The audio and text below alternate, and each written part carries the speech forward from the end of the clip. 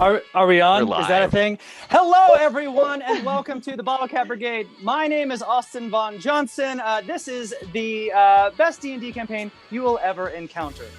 We're the live stream that gets drunk, talks about D&D, but doesn't play it right. That's right, we themed our entire D&D style around our love lives. It's mostly role-playing with a little bit of combat.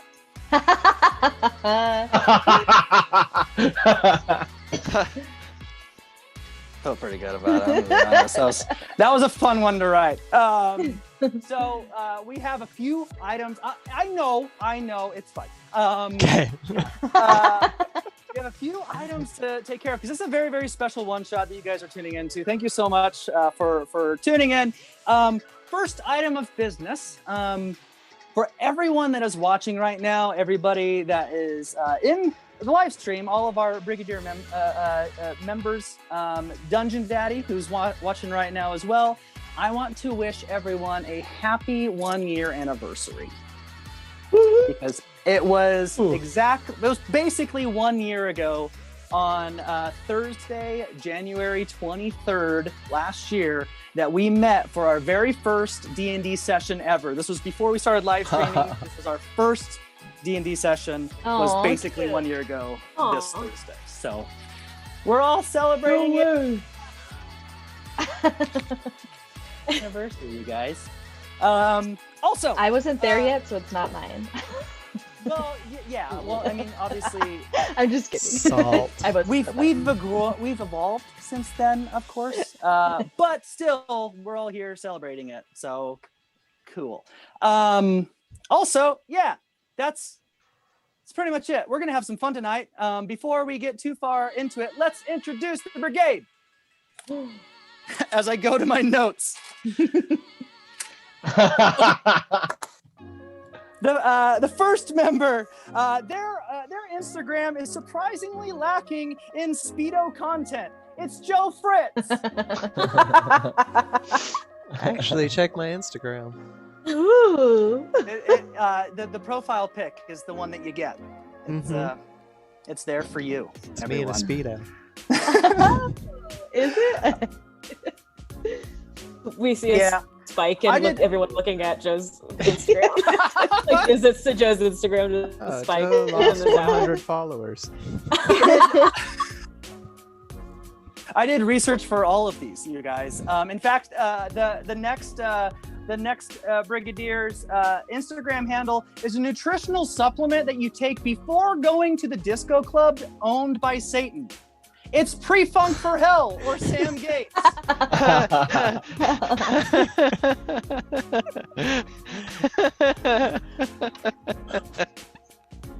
Yeah. And the next Brigadier, do you like dropping acid then traveling down an Instagram rabbit hole of psychedelic dragon people depictions? Follow Miranda Hakila Palacio. You're welcome.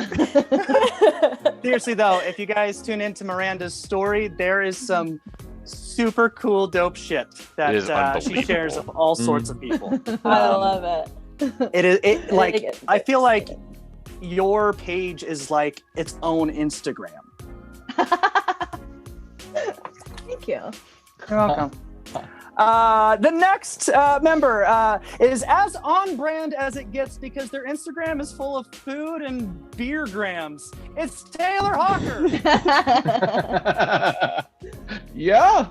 I mean, what can I say? Yep. And finally, the undisputed queen of the nose up close up. It's Kat Lizarga.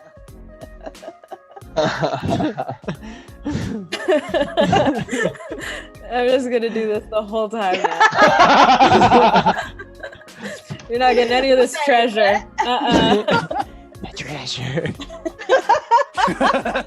Oh, that's what this one shot is. That's why we're in front of it. It's my nose! It's your nose. We knew we were entering into a bloodstream. Oh. I knew it was going to be an orifice, but I didn't expect it was going to be the nose. They never do. So with the introductions out of the way, Miranda, I believe you had a thing. I do have a thing. It's a little song about a cute little bag of dice. Da, da, da. If you look closely, it says dice envy, and then you pull on the drawstrings. When you get it in the mail, thank you, Grace. These are so cute. Mine are really pretty colors, just for me and you. It's dice envy, dice, ka ka ka. They're big and they are small, and they always roll real nice. Dice envy. Also, thank you, Grace. These are your dice. Thank you, thank you, thank you. That was my song, y'all. Oh my god. Yeah. Thank you so much. I'm also using my Grace dice here. I got my I got the gold medal from the mystery package. Guess what? We're twins. I forgot my dice.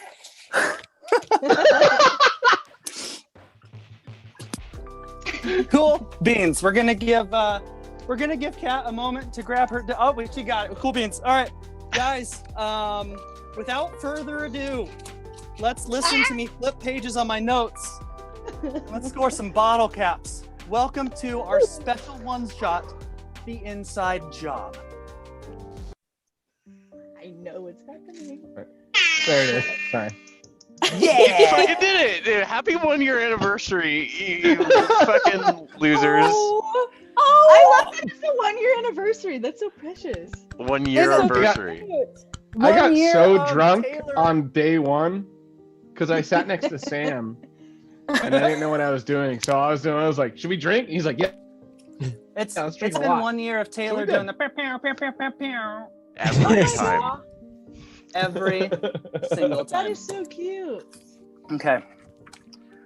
Life in Magna is simultaneously beautiful, tragic, blissful, and traumatic. Inhabitants work to stand strong and support one another through hardship and turmoil, aware that each individual fights through their own hells to enjoy their own utopia. And it is that hope for that utopia and respite that keeps us all pushing toward the light at the end of the dark tunnel. But what happens when that bright light fades, when the distance is too far, across terrain too rough, or against adversaries too strong? The Bottlecap Brigade is back in the city that they started in the very, very first act before they started streaming. They have infiltrated D's Nuts and walked into the courtyard. Esmeralda leading, followed by Tack and Togu. Then behind is Mars, Darrow, and Eridris. They are now face to face with an adversary that they've known about for a while now, and are finally confronting Lactose the Intolerable. He has two guards on either side of him, both holding spears, and he turns to practically greet the brigade, almost anticipating their arrival. And he looks up to all of you and says, "Oh, right, I kind of expected you guys to be here. I heard about you guys coming, and look here, we have a Mrs. Darling, isn't it? Yeah, you don't look anything like her. But I knew about that the whole time, and here you all are, falling into my trap, because you're gonna die now." Esmeralda, since you were leading the pack, pretending to be this Mrs. Darling of the Splinter Pirate organization, you get kind of the first action or response. What would you like to say? I was so shocked.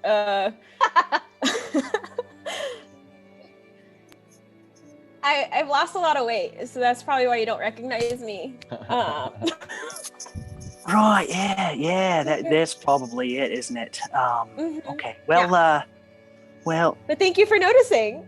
Sure, yeah, I see. The thing is, I've worked very, very closely with Mrs. Darling, and I'm sorry, she's not a puffy fish person. It's not. I slap him. As you like raise your mage hand from behind you, Eridris lets out a blood-curdling scream. He goes, "Ah!" And it catches everybody's attention. Eridris! I want to go help him. As Togu goes over there and Lactose the Intolerable looks at, "Oh, right, yeah. This is right about the time that's supposed to be kicking in. You guys are going to be down yourselves a member. Yeah, you guys can die now." So as you guys turn to kind of help Eridris, he looks up and says, Don't worry about me. I got this." And he reaches for his quarterstaff. As he pulls his arm up, he lets out another scream. "Ah!" And as he's looking up, mouth wide open, we as the audience travel inside of his mouth. I know. Yes! Down over his tongue, through his esophagus, into his stomach, to see this massive beast inside the stomach. And by massive, of course, we're talking massive in the sense of microorganisms. It looks kind of like a giant, I wrote it down here. It looks like a giant tardigrade. Yes! Warfare!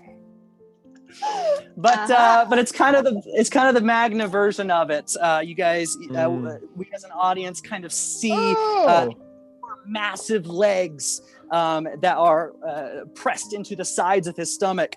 The torso is elongated, almost dinosaur-like, up into a large head that has a little tongue and teeth sticking out. And on either side of its head, it has these two little arms with these little like microscopic claws, and the claws are little almonds there. There's a spine of almonds going down the back.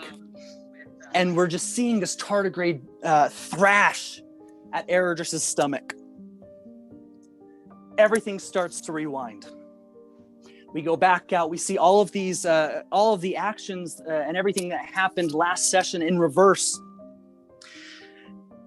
And then we stop as Eridris is walking through an alleyway.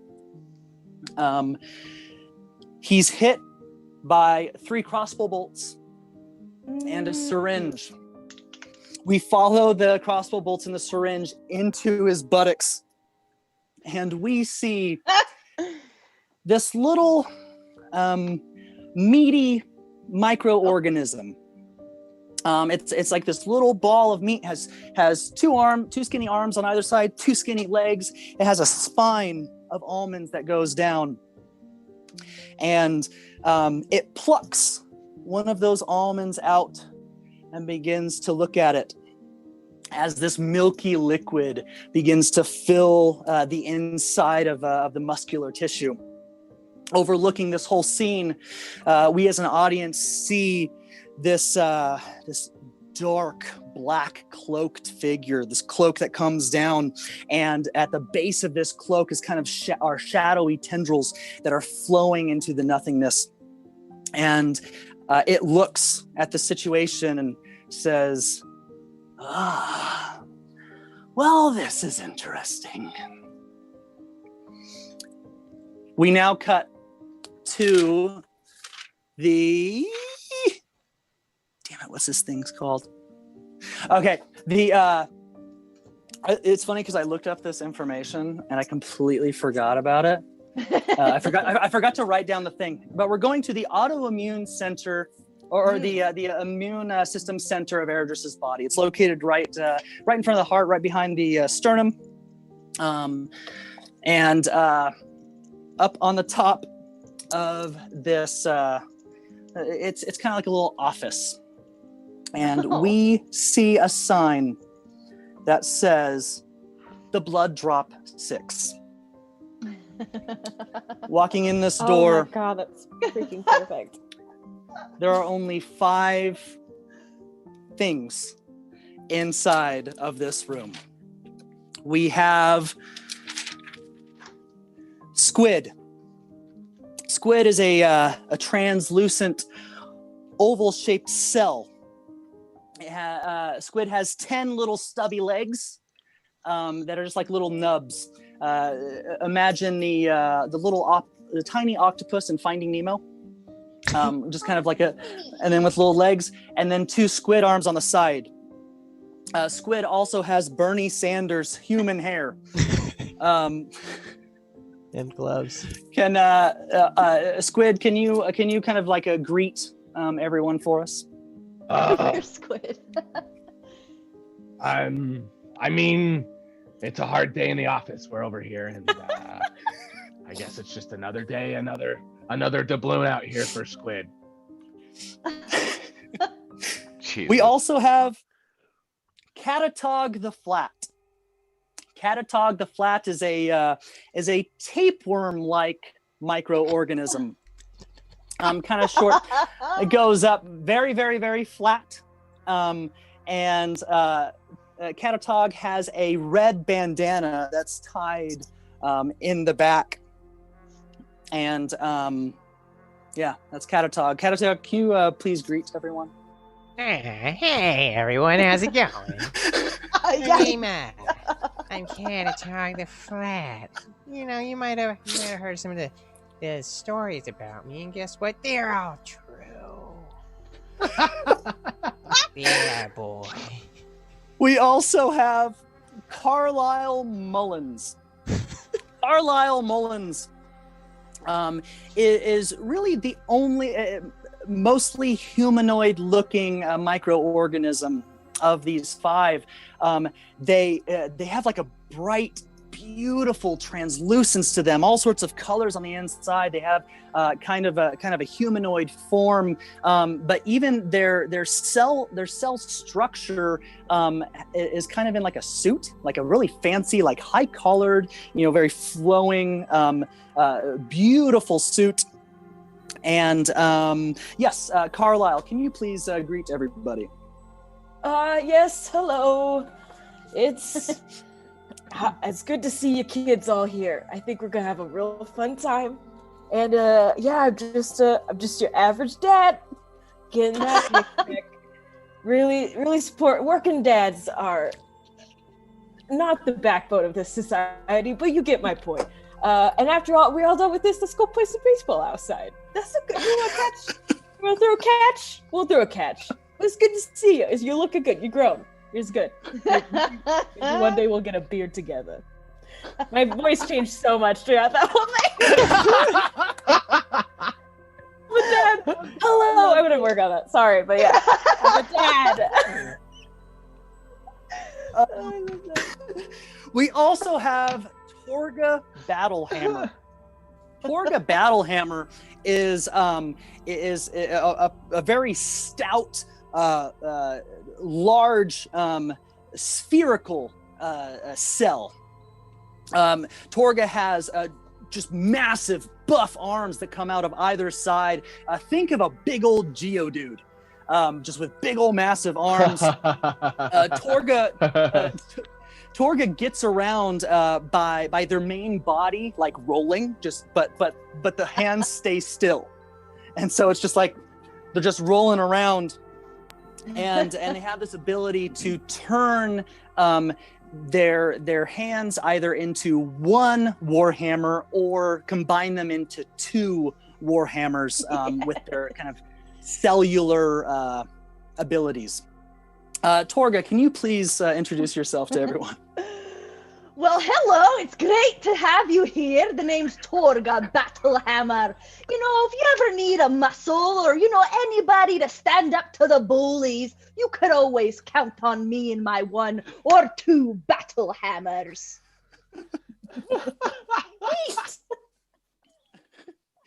And finally, we have Jack No Spleen Trapel.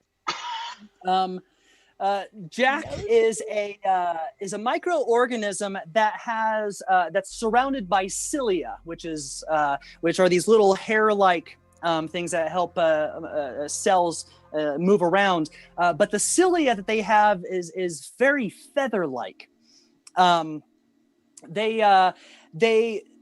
they're very kind of long, and they look like a little like rectangle. They're a rectangle shaped microorganism, and just covered in the cilia.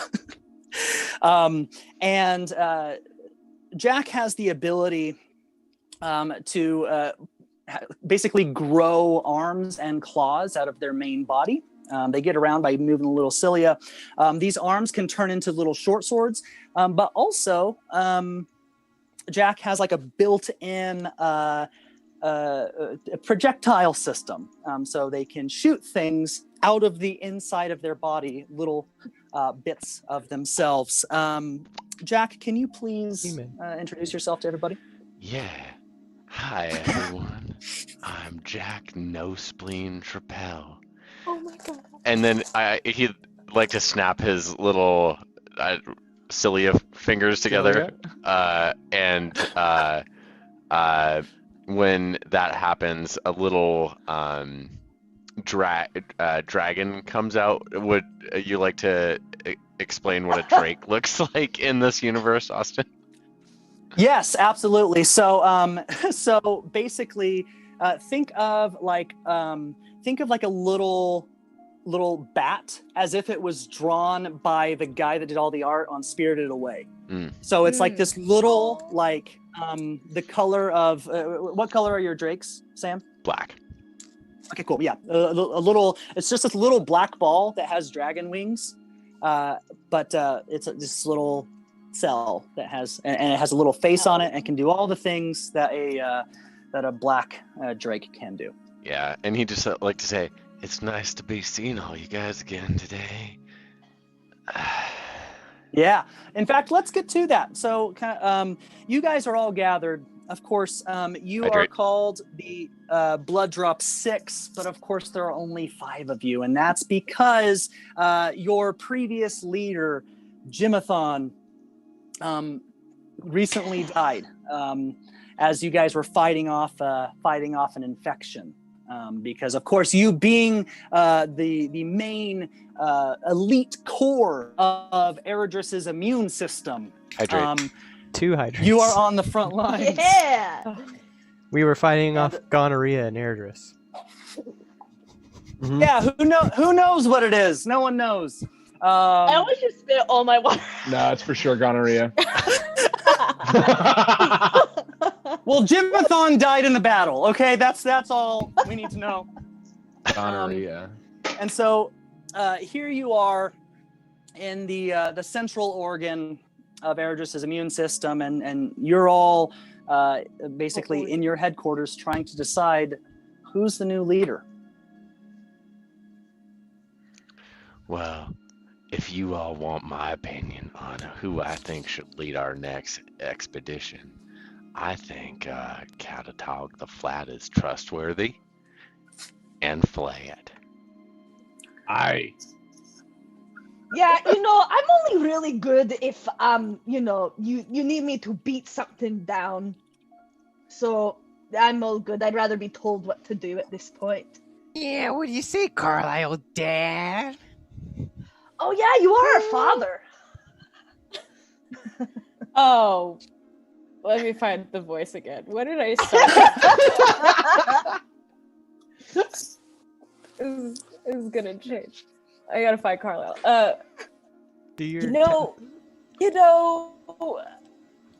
I'm just here to support you. I think I've held the torch long enough.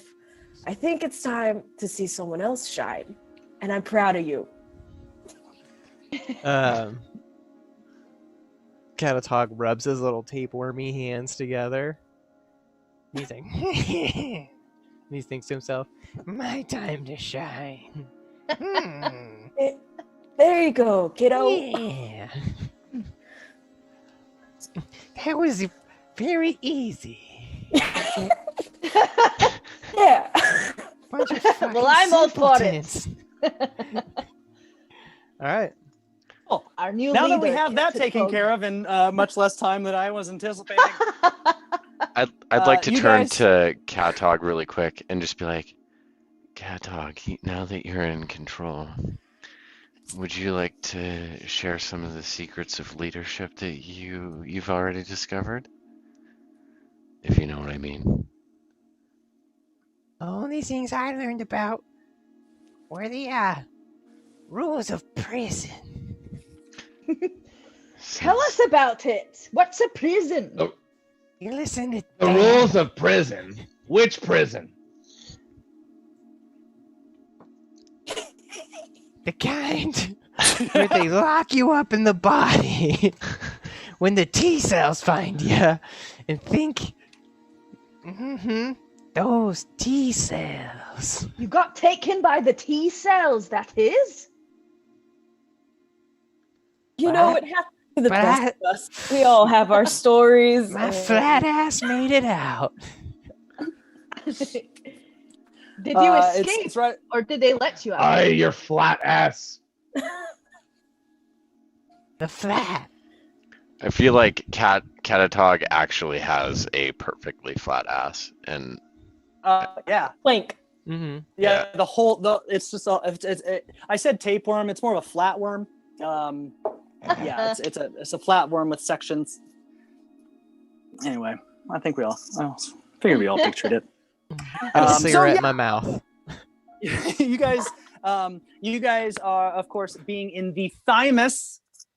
Found it. You guys are in the thymus. This is kind of like your headquarters. You have all of these like fleshy control panels everywhere, screens that you can know kind of where infections enter the body and foreign elements and things. And it's right about this time, as you guys have decided who your new leader is, that one of the scanners is starting to blink and make kind of a siren noise. Oh, Well, somebody's shit. station alarm is going off. Where's it at? Where's it beeping? here, As so as you go over and you look at the screen, you see this flashing message that says, "We have penetration. We have rear penetration." Jack would just like to look around and just say, "It's the time we've all been waiting for."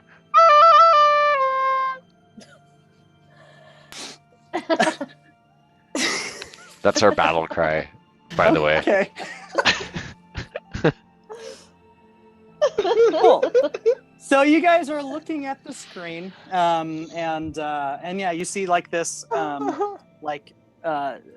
muscular structure of Eredris's body. It's just kind of like against the screen, like as if you were to Google image like the body, but see it on the inside.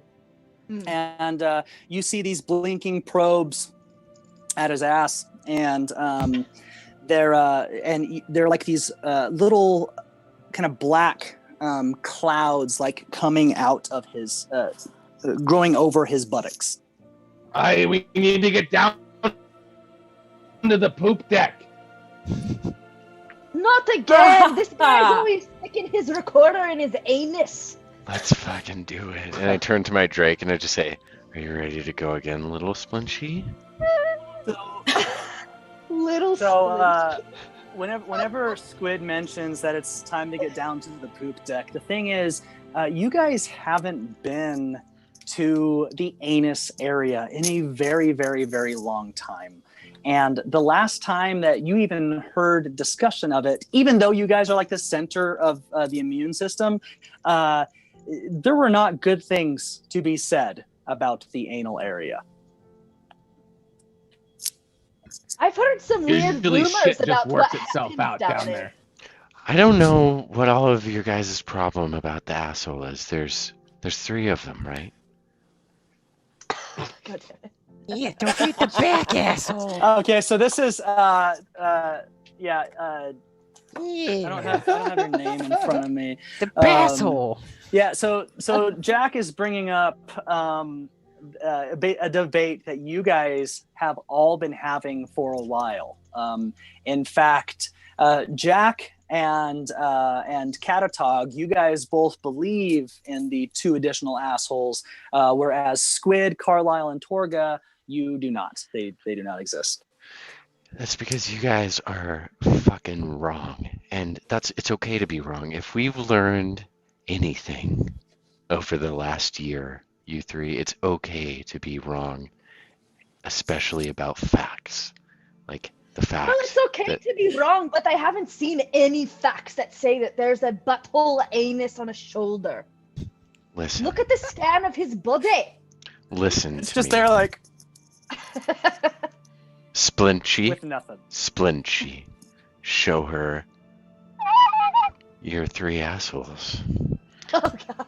I'd like Splinchy to fly over to Torga and present all 3 assholes. Yeah, so here's what happens. So Splinchy, the black microbial drake, flies over, and you just see like this little tiny, like black ball with wings, but and it turns around midair in front of you, and then immediately grows super big, like spreading out its microbial body, and presents 3 assholes, 1 in its regular place, and then 2 behind the shoulder blades of Splinchy the Black Dragon Drake. And yeah. In fact, Torga, can I have you roll Constitution saving throw fast? First roll of the night. That's good. 21. Okay. Nice. So basically, as Splinchy opens up their buttholes to you, the smell just wafts over your face. Opens up your buttholes to you. Yeah, when I was a young man, I learned that when one Splinchy and another Splinchy love each other very much, they will open up their buttholes to you. It's what I'm really glad I made up Splinchy on the spot. Those aren't real buttholes. Just because this creature has 3 buttholes doesn't mean this. Do we know that it's Airdris? Do we know the name of this body that we're in? Yeah. You guys are, yeah. Just because Splinchy has 3 buttholes doesn't mean Airdris has 3 buttholes. I'm not saying it doesn't exist. I'm just saying maybe not in this body. Also, aren't kind those of like buttholes a- behind? Aren't those buttholes behind their shoulders? Isn't one of them also its mouth too? Listen, when we go, Anatomy of Magna. when Catatog takes us to the butthole, because he's got to drive, right, Catatog? When he takes us all the way to the butthole, we'll look for the other 2, and I bet you we'll find it. Don't do that. I love how all of Sam's characters just become Darrow. Totally. He was supposed to. Okay, so let me take a break really quick. He was supposed to be gentle, and I can't do that. Hydrate. Hydrate. Hydrate.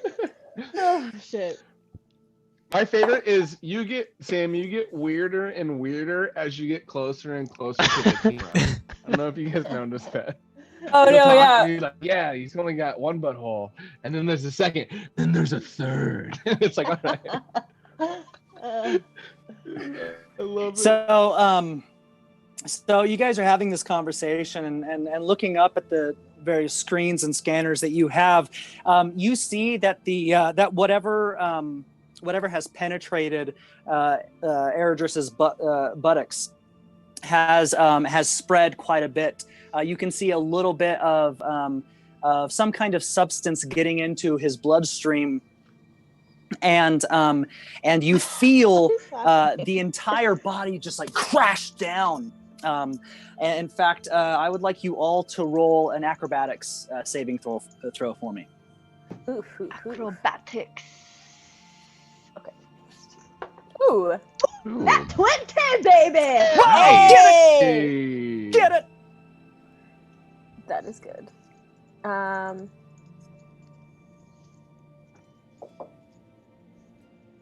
got a 16. 17. Ah, dang it. 16, 17, nat 20. 16. 19. Carlisle. 19 for me.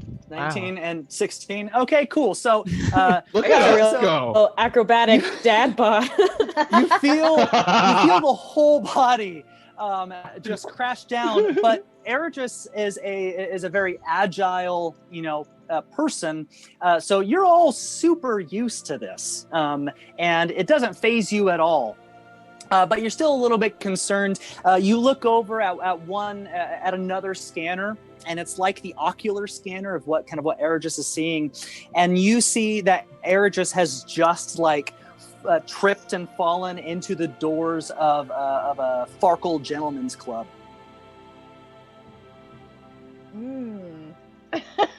We've all been there. You see, We're going to be in for a doozy days. tonight. Looks like we're here again. No, Catatog, did you really mean to lead us here? Or are you just bumbling about again? For clarification, you guys are all still in your control center, the Thymus. Okay. Ah, I'm gonna look to the group. You can and just hold see up what's happening outside of I Eridris. guess I have a question. How do we get to different sections of the body? I assume we have Yes! kind of a normal way of getting around. So is it a tram situation? Is it a car situation? It is a tram situation, but you guys also have your own the what's your name again? The blood what six? The blood drop. The blood drop Drop 6 mobile. Because the tram system within Eridris' body only travels to main arteries, and you usually have to use the blood drop 6 mobile to get to other areas where there might be infection or bacterial infiltration. Okay. I get the keys to that mobile and I turn to everybody else. I go, want to ride? And I assume I'm driving. I don't know. I guess I look at Catatog and I go, you're the leader now, son. If you would like to drive, I think you're ready. But I can also drive. I love driving. Yeah, you got the keys, Dad. You let it happen. I ruffle his hair and do a dad run to the car. Cool. Dibs on So we have- shotgun. I'll roll over. Yeah, shotgun. and I say, wait for me. And I kind of hop, because I'm a rectangle, so I just kind of hop over there. And I say, thank you all so much for letting me join you this time.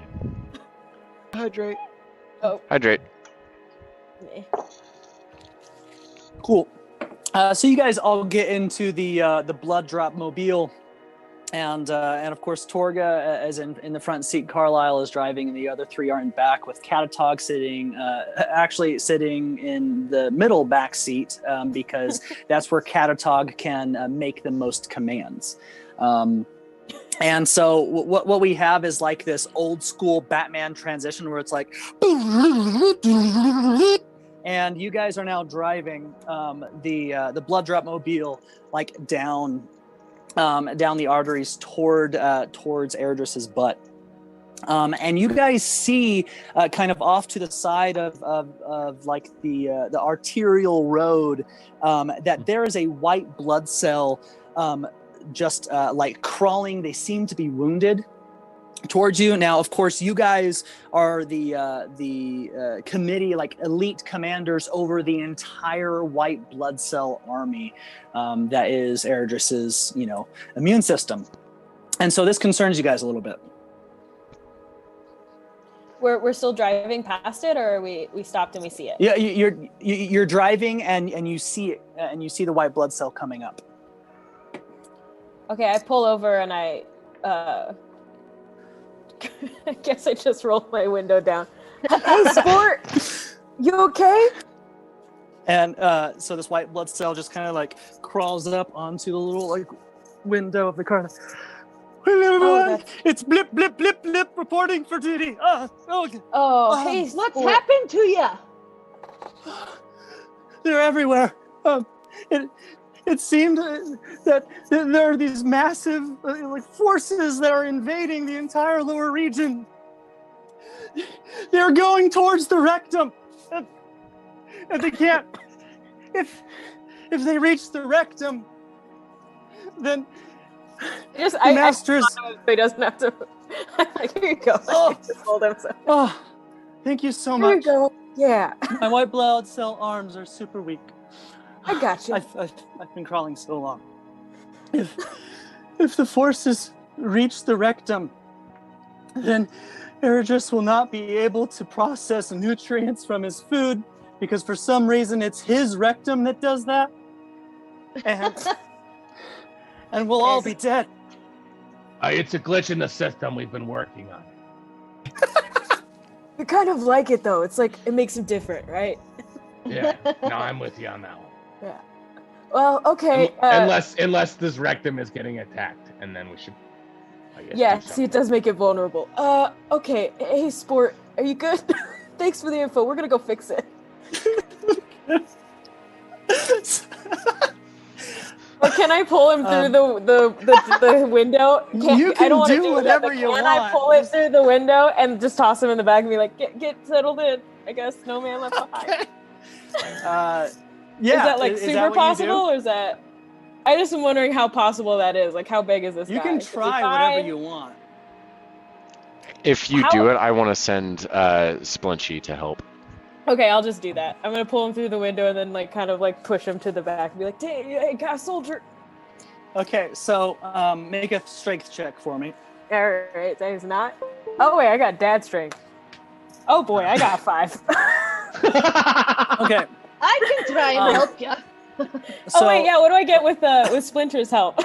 Oh yeah, Splinter. Well, I mean, it is the a problem five. is you rolled so low that something's gonna happen.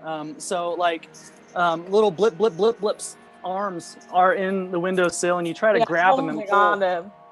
And as you grab both of Blip's wrists and pull, his hands just come right off, and he falls down like onto the onto the ground. He's like, Oh no. and there's like Oh, no, I white turned- blood cell juice just like going all over the place as he flaps his now handless Squid. arms around.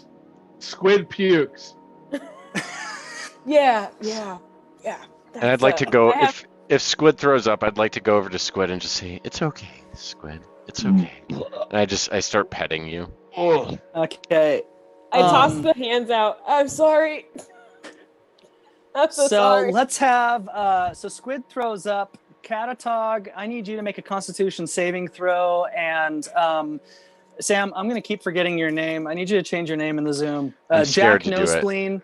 Trapel. Oh, that's fair. All right, Jack Nospleen Trapel. I need you to roll Persuasion. Okay. Ugh. Sorry, guys. I was trying to save a soldier. I rolled an 18. I got a 5. Thanks, Grace. Nice. Me and you got it. Okay, so what happens Oh, is drink. Oh. God. Glove, glove. So Squid, you puke all over the back seat. Catatog just shows immensely impressive leadership skills by just completely holding it together. He shows no sign of disgust. He is a true leader of the inside of a person. So this is something he sees pretty regularly. And then Jack Nospleen, you try to comfort Squid, and your words fall on deaf ears as he pukes again. And I just say, Squid, do you want a little song? Would that make your vomiting stop? Here, it's okay. I'll help.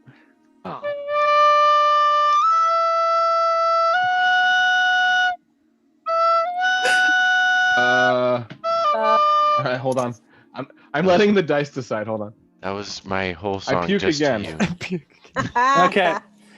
Fuck, I don't have anything that would help. I just can I say No, I'll be okay. I just get seasick or I get car sick. It's fine. Oh, son, I was more concerned about the white blood cell that just lost both of his hands. Oh, So great. And then Squid has thrown up three times. Jack is playing his recorder And meanwhile, Blip Blip Blip Blip is still on the ground, just like flopping his arms and just like spraying white blood cells, blood all over. Okay, I'm gonna get out of the car really quick and just cast. I use a cantrip and cast prestidigitation like he has his hand still, and just be like, "It's okay, it's okay, son. God. It's okay, son." And I just kind of like pull him to the side of whatever road or whatever we're on, and lean him up against it until he's like, "Okay," and then I don't know, be like, "You good?" So you're using prestidigitation to make it seem like Blip Blip Blip Blip still has his hands? I'm hoping that'll help him not be in shock and he could just go sleep or something. Okay. It's like a placebo effect. Torga this whole time is just frozen, like with his two big arms. What? I'm like, we need to go. So I just like, I love you, Sport, right? You're a good kid. Like, okay, so Carlisle, I need you to roll. Back. Let's roll performance with disadvantage, but then a persuasion, just regular roll. Okay, I have advantage on persuasion too. So, oh, nice. Okay. So performance is gonna be a 3. Okay. And then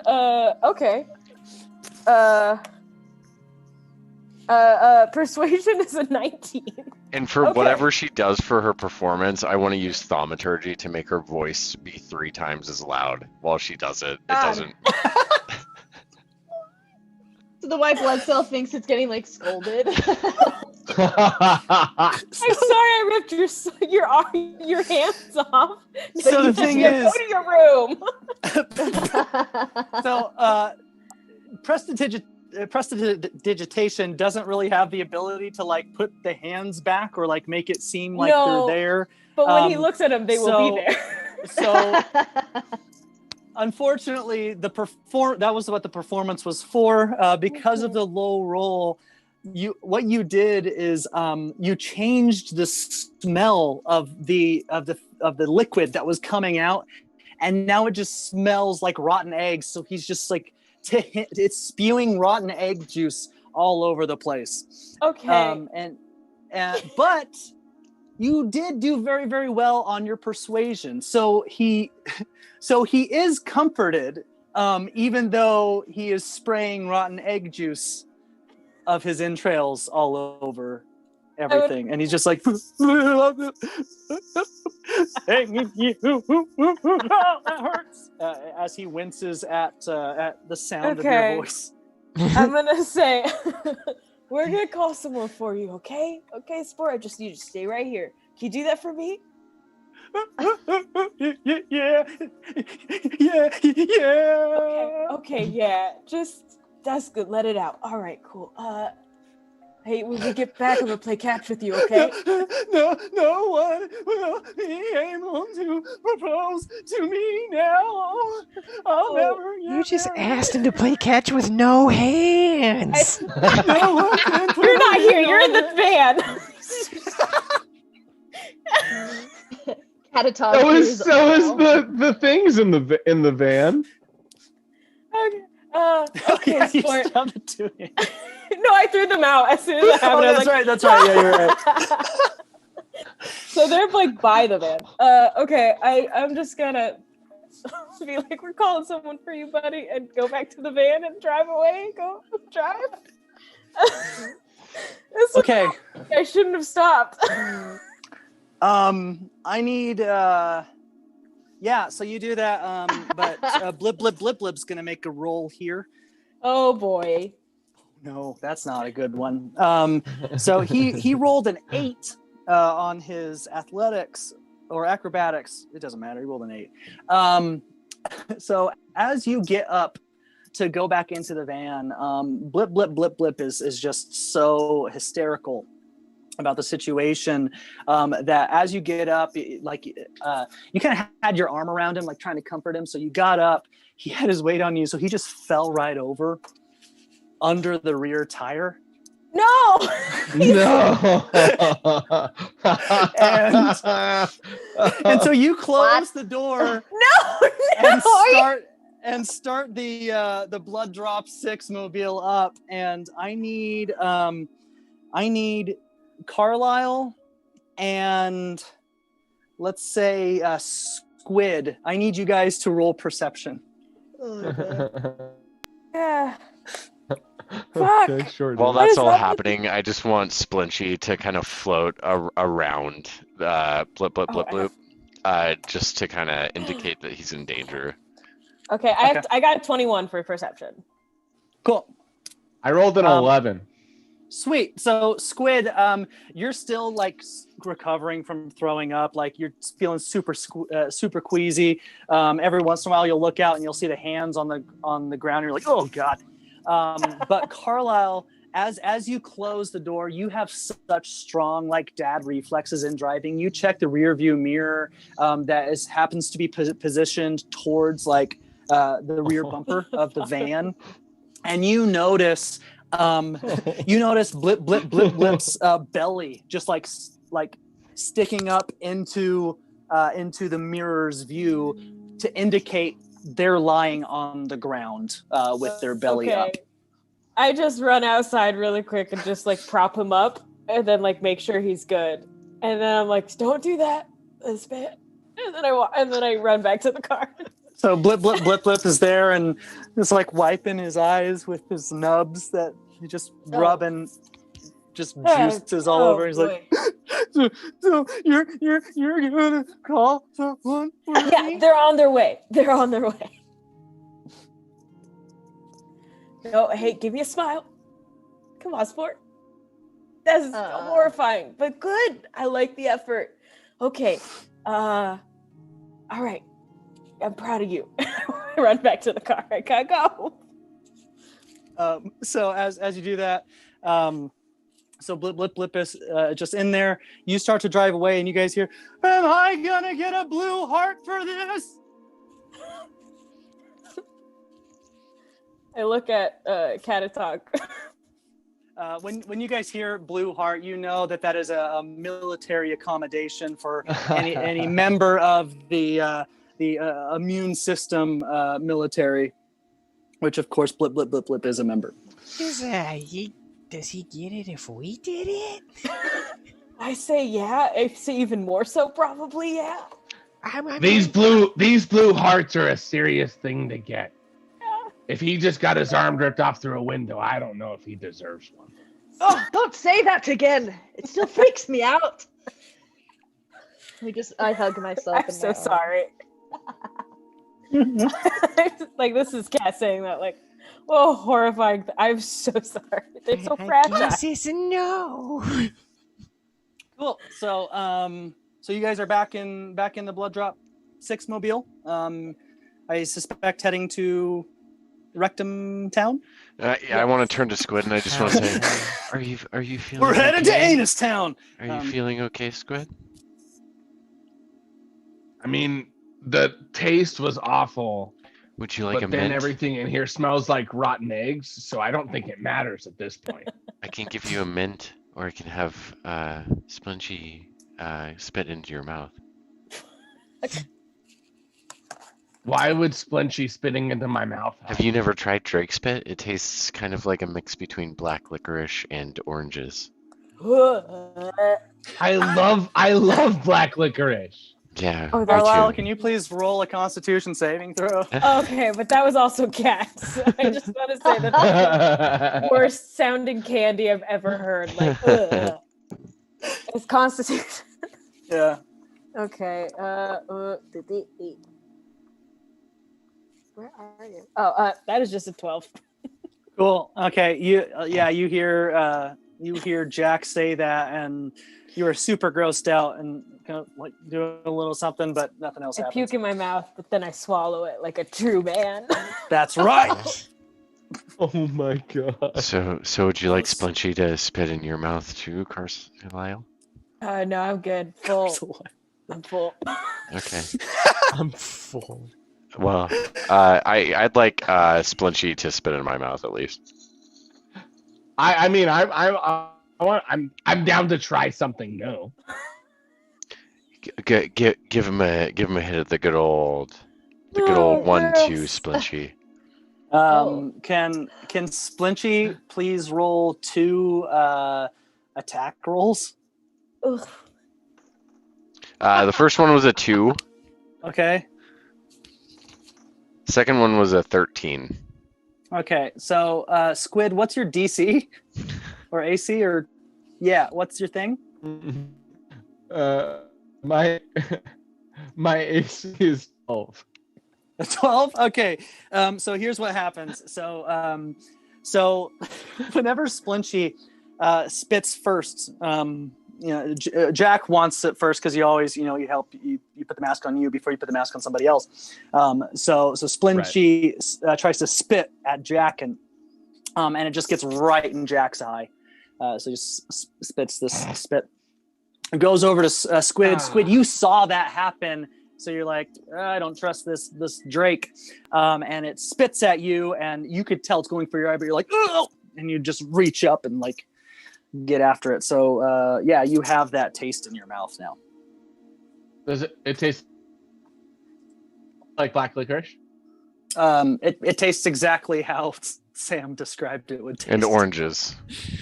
Black licorice and oranges. Yeah. Wow. I mean, you're not wrong.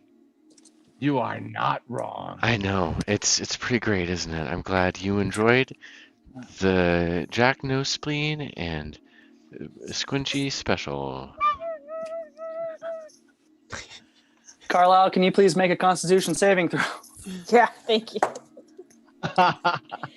That one was bad. That one is a 2.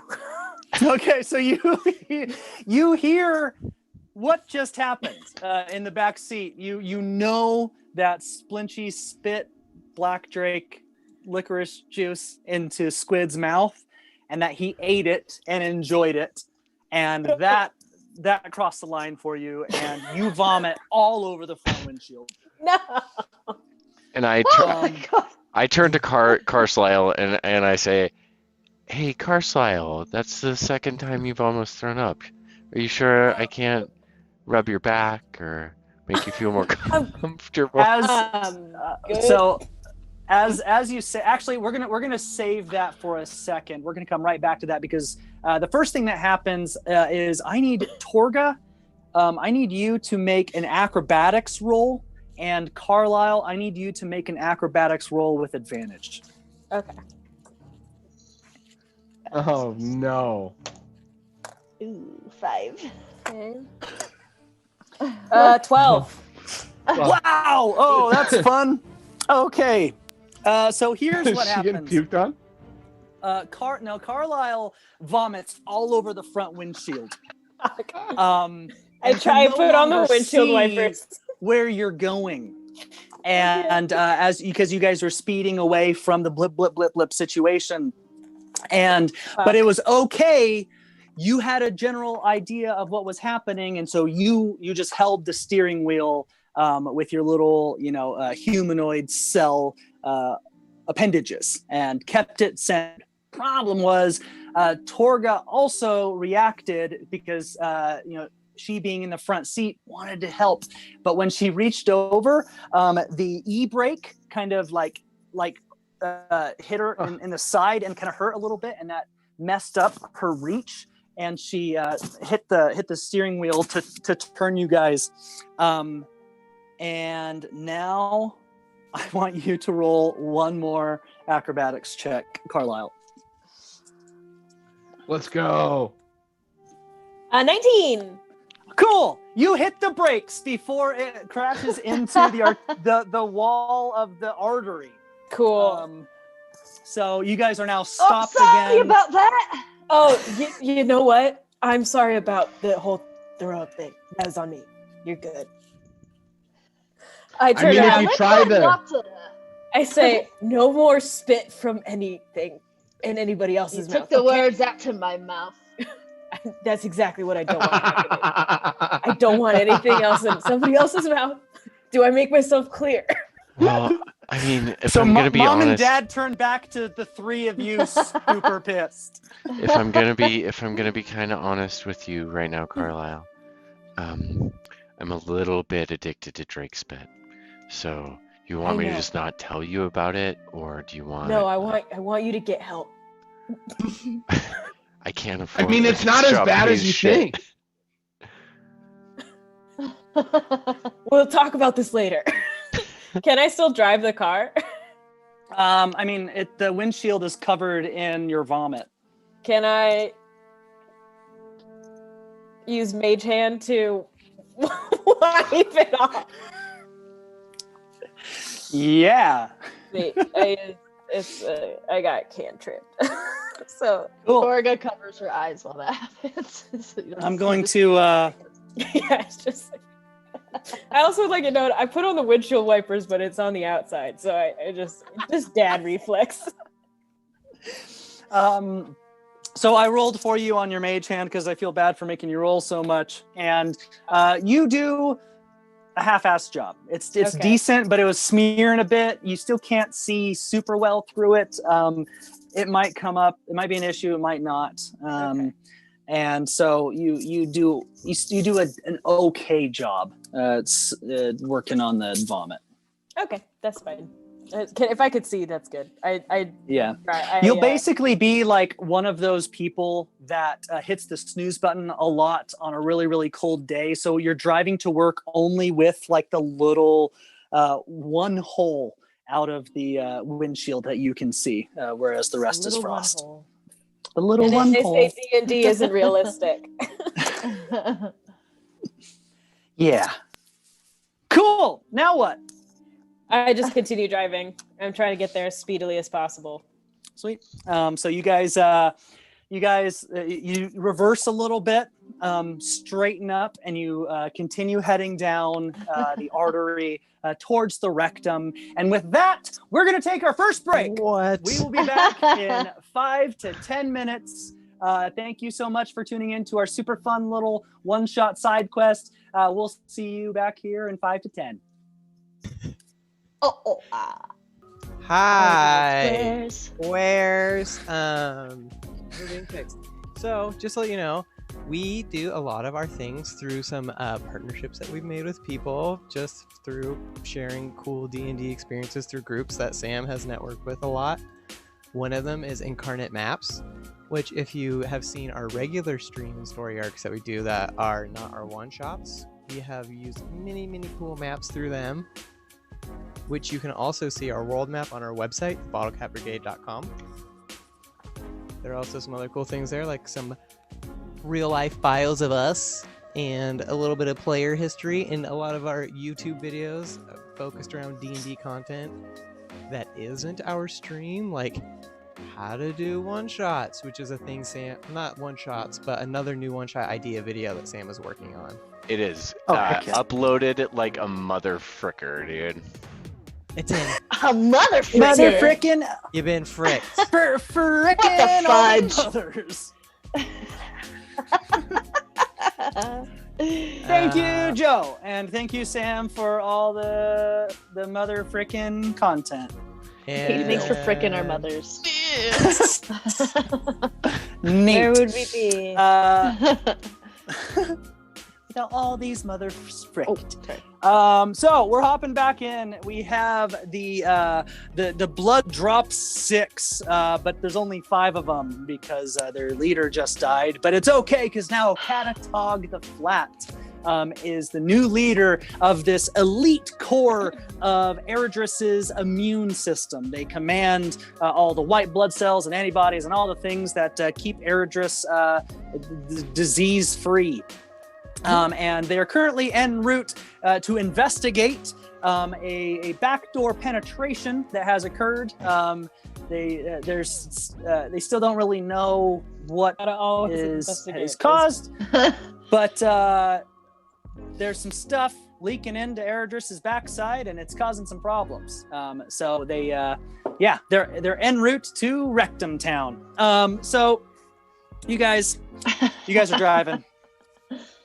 Driving You to just Rectum had the little interaction with blip blip blip blip and all sorts of vomits that go everywhere, and you guys, you look down at the little sensor, ocular sensor that you guys actually have in the blood drop mobile, and you see that out in the real world, so to speak, Eridris has just walked into what is kind of like this like Walmart style massive market, but that's very, very, very nice.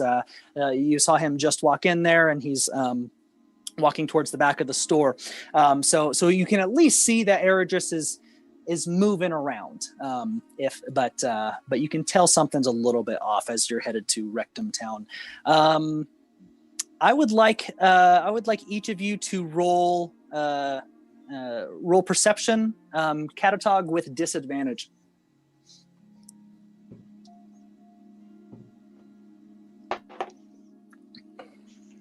12. 18. 21. 6. 9. Cool. So Squid and Carlisle, that actually makes a lot of sense.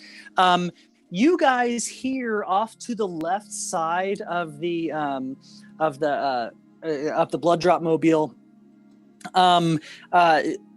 some commotion happening, beyond the arterial wall, and it concerns you a little bit. Do you hear that? Yeah.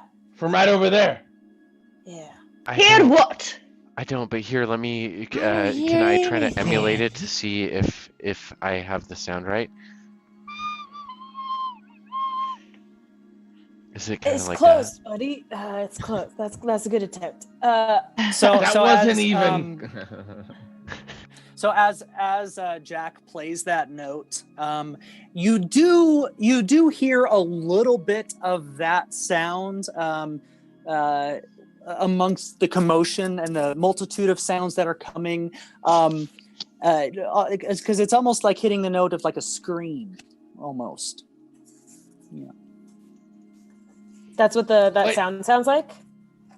Yeah. That's what we're That's what hearing? the note that. Yeah. Well, amongst all the sounds, you do hear a little bit of that recorder sound because the high pitchedness of it resembles a scream. Okay. How should we proceed? Wait, slow down. Stop the mobile. Stop it. Screech! Hold on. And then I want to get out and because it's through the wall, right? Like there's like the arterial wall, and we're hearing. Yes. I want to put my ear I want to put my fake cell ear to the arterial wall and see if I can hear better.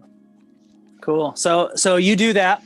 And of course, you're being mindful because since you guys are these microorganisms and part of the immune system, you personally have the ability to pass through, blood walls, arterial walls, organs. You can travel. You wouldn't be able to get the vehicle through, but you can yourself. But you put your ear up to the thing and roll perception for me. With There- advantage. There are active channels and passive channels. Oh, natural 20. Yay! Everybody drink. Drink. Thank God for advantage. So Squid, you have your little, cellular ear up against the arterial wall, and you can very, very clearly hear a battle happening this very second between white blood cell forces and something you can't tell the sound. You don't recognize the sound of what's happening, but it's clear that a battle is taking place. There are a lot of forces, and that you guys kind of all know because you have sensors and stuff that you are near Eridris's liver at this point. I just want to his ear is there. He hears it's a fight. I think he's gonna slowly lean back, and okay.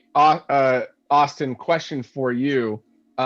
Weapons that we had, are they still normal weapons? Like, are we cells just with weapons? Yeah. So the thing, that's why I was kind of curious about what kind of weapons you have. Basically, you guys don't have any. Well, actually, wait, Squid, what are your weapons? It's a double. Well, the original one I wrote, it was a double-bladed scimitar, and then a hand mortar. A hand what?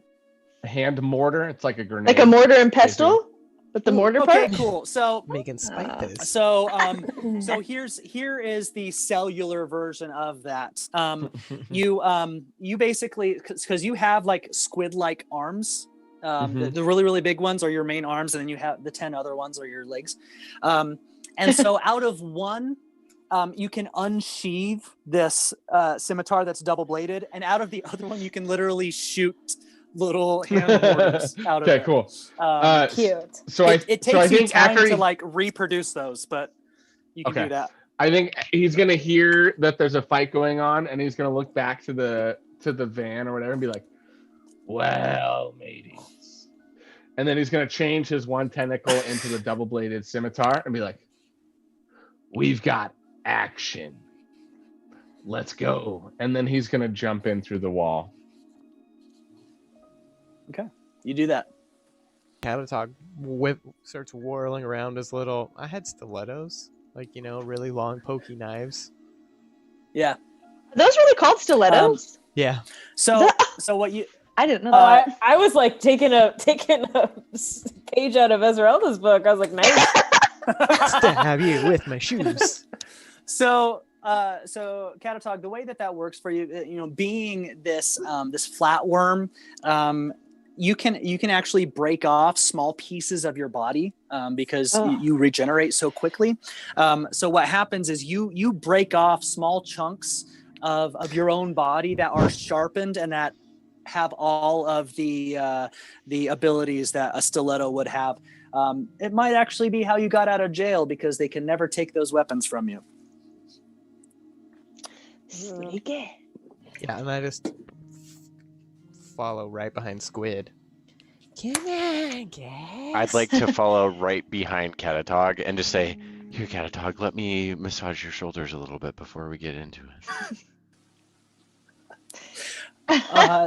Jack, can you please roll performance? Yeah. And athletics. Okay. Performance was a 7. 6 because I have a -1 to charisma. And athletics was a 17. Okay, God, here's what happens. So Catatog, whenever Jack goes to rub your shoulders, he's like in the same, like he's not even like massaging, he's just pressing really, really, really hard on one part. And the thing is, it makes you a little bit uncomfortable because this also happens to be the place where Jack thinks there is a butthole. So he is drilling his thumbs into a place that you think he thinks might be your two buttholes. Weird. I swear, I don't have to poop. You don't need to massage me. I'm not constipated. It's okay. This isn't a Bobby and Whitney situation. I understand that sometimes muscles can get tight. And I want to make sure you're comfortable, Oh my god. Torga walks out of the van. I'm gonna let you two have at it, and I'm gonna go in front of them. Yeah, I park the van and I like turn everything off and I put the e-brake on and I step out. Hey, turn the wheels towards the curb, right? Yeah, I do that because we're on the hill. Catatog kind of like squirms out of the hold and follows the rest of the group. Thanks. I follow behind Cool. everyone, So you all dejected go and in. sad. And you all leave the artery, and it's almost like you're all kind of like floating in kind of blood and flesh tissue, and you look across this massive like Oregon landscape, and you are face to face. It's beautiful. Is it like a trail? Oregon Trail. You came down a trail and you've arrived at this beautiful Oregon landscape. In fact, you see The inside of Eredris is the Northwest. it's all Flannel BMW. shirts and boots everywhere. and It's just Fred Armisen, just like, hey, how's it going? Oh my god. A bunch of breweries around. There's like So much weed, so many This dispensaries. is the weirdest episode of Portlandia ever. I love this concept. so you guys are looking across in about 150 of your feet. You see Eredris's liver. It's this massive liver in comparison to how large you guys are as these microorganisms, and you can see in front of you about 50 white blood cells trying to fight off about 250 small, invasive cells. You can't really tell too many details from where you are right now, but right now you have about 50 versus 250. he's drinking again. Well, should we go in, or should we try and get these people to flee and maybe have another part of the body fight this off? I don't think they're gonna make it. Like it's just Should we get back in the van and continue down the road? oh. I mean, we certainly could. Carlisle, can you roll perception for me? Oh yeah, I'm so good at perception. That's a 15. Can you roll insight for me now? That I'm okay at. As a 7. Okay. So you're looking and you can tell that before it was kind of like 50 to 250. As you guys have been talking a little bit, you're kind of doing a quick count and see that the white blood cells have lost 1, whereas the invasive cells have lost about 7. Mm-hmm. But you have no idea whether or not who would be able to win this fight based upon what you're looking Just at. that. Okay. You know what? I don't know. I say we help, but also I guess they need to learn how to defend themselves. If you do everything for them, they're not going to be able to do it. So they need to do stuff on their own too. You know what I'm saying? I understand. Yeah. I don't know who I Catatog am. as our leader. What do you think? Catatog, before you answer, you know that you guys are the elite force within the immune system, and that literally, you and your abilities and your expertise are worth, 50 to 100 white blood cells, maybe even more than that, just because of your fighting capability. The white blood cells are your numbers, but you guys are, yeah, you get it. Well, I feel like the nice thing to do would probably, because I'm a nice character. Catatog knows that information. Yeah, I feel like the nice thing to do would probably be to help them, Catatog. So I'll relay the information.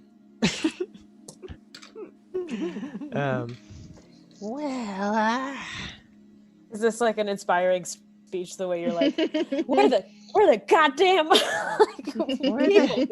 Blood drop 6.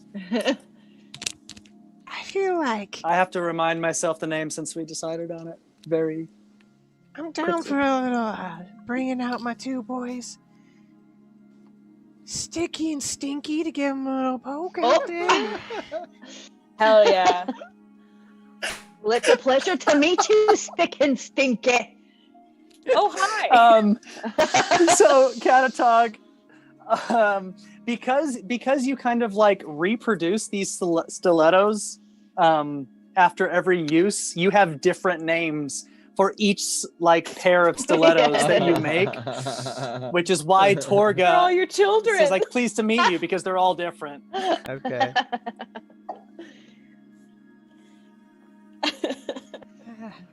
Do you feel like getting out there and getting a little stick and poke, or Oh, or a little bit of absolutely. Don't have to ask me. What would my wand be? I guess I just have like a wand?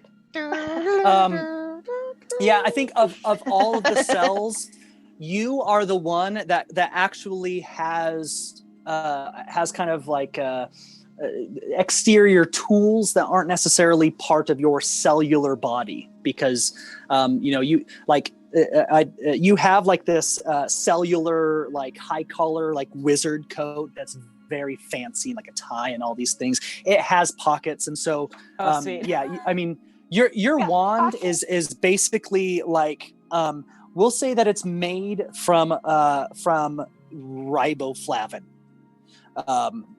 and it is about that long, and it does all the things that a wand does. Cool. It's got a cup holder and everything. Yes.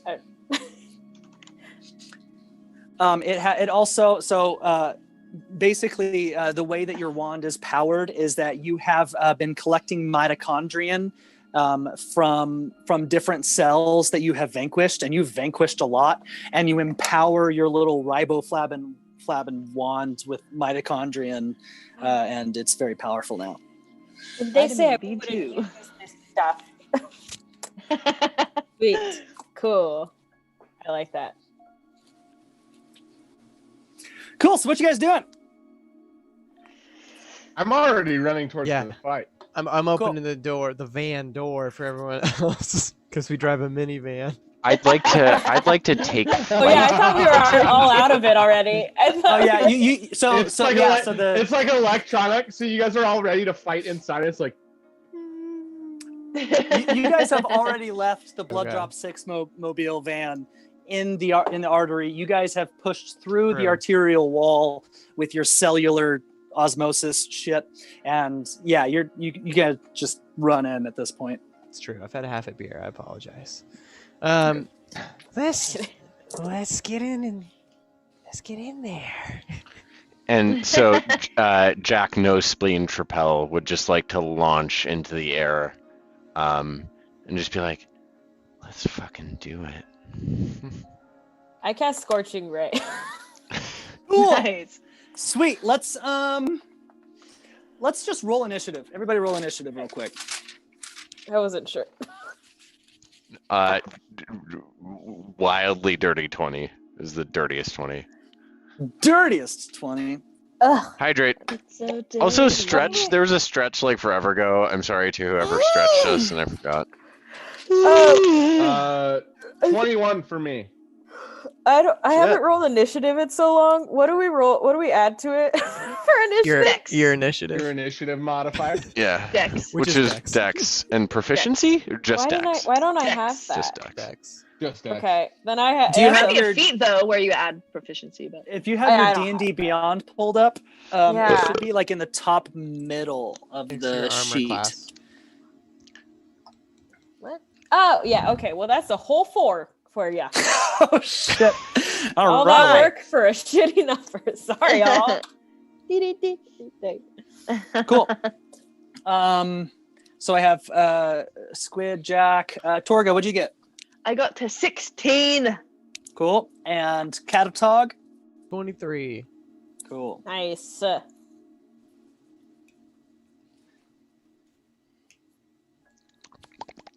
All right, sweet. I'm going to give you guys all actions since these are kind of attacks of opportunity. The forces don't really see you coming, and so we'll just say for the sake of the combat, you guys come running up. Originally, you were like 150 feet away. You get there. Once you get within range, all of you guys are able to do your full round attack on this mob of cells. And let me clarify real quick too what you guys are fighting here. There are a whole bunch of these little like fleshy balls that have one almond-like spine like on the top of their heads with like skinny arms and skinny legs, and they're just like fighting with these white blood cells. It's a kind of a hand-to-hand combat situation, but yeah, there's just swarms of them. So like no, is there like a guess on approximately how many? Just like crowd guessing. I mean, yeah, at this point there are approximately 235, and the way everything is kind of orientated, like these 235 like Geodude cells are like starting to wrap themselves around about 48 white blood cells, so they're kind of trying to like overrun them. So they're primarily massed in one area. It's not a whole lot of like one-on-one fighting amidst this crowd, right? So that's what's happening. And Catatog, you have the first attack. Cool. I'm just gonna run into the thick of it, and then I'm going to cast my cantrip Sword Burst. Cool. So I create momentary circle, spectral blades sweep around me. All creatures within 5 feet must succeed on a dex throw or take 1d6. And the save is 13. Okay. So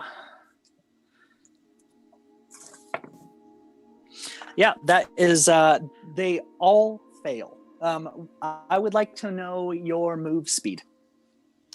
My movement wait. So tell me about this cantrip. You said is it just like the sword nova, or is it like constantly happening around you?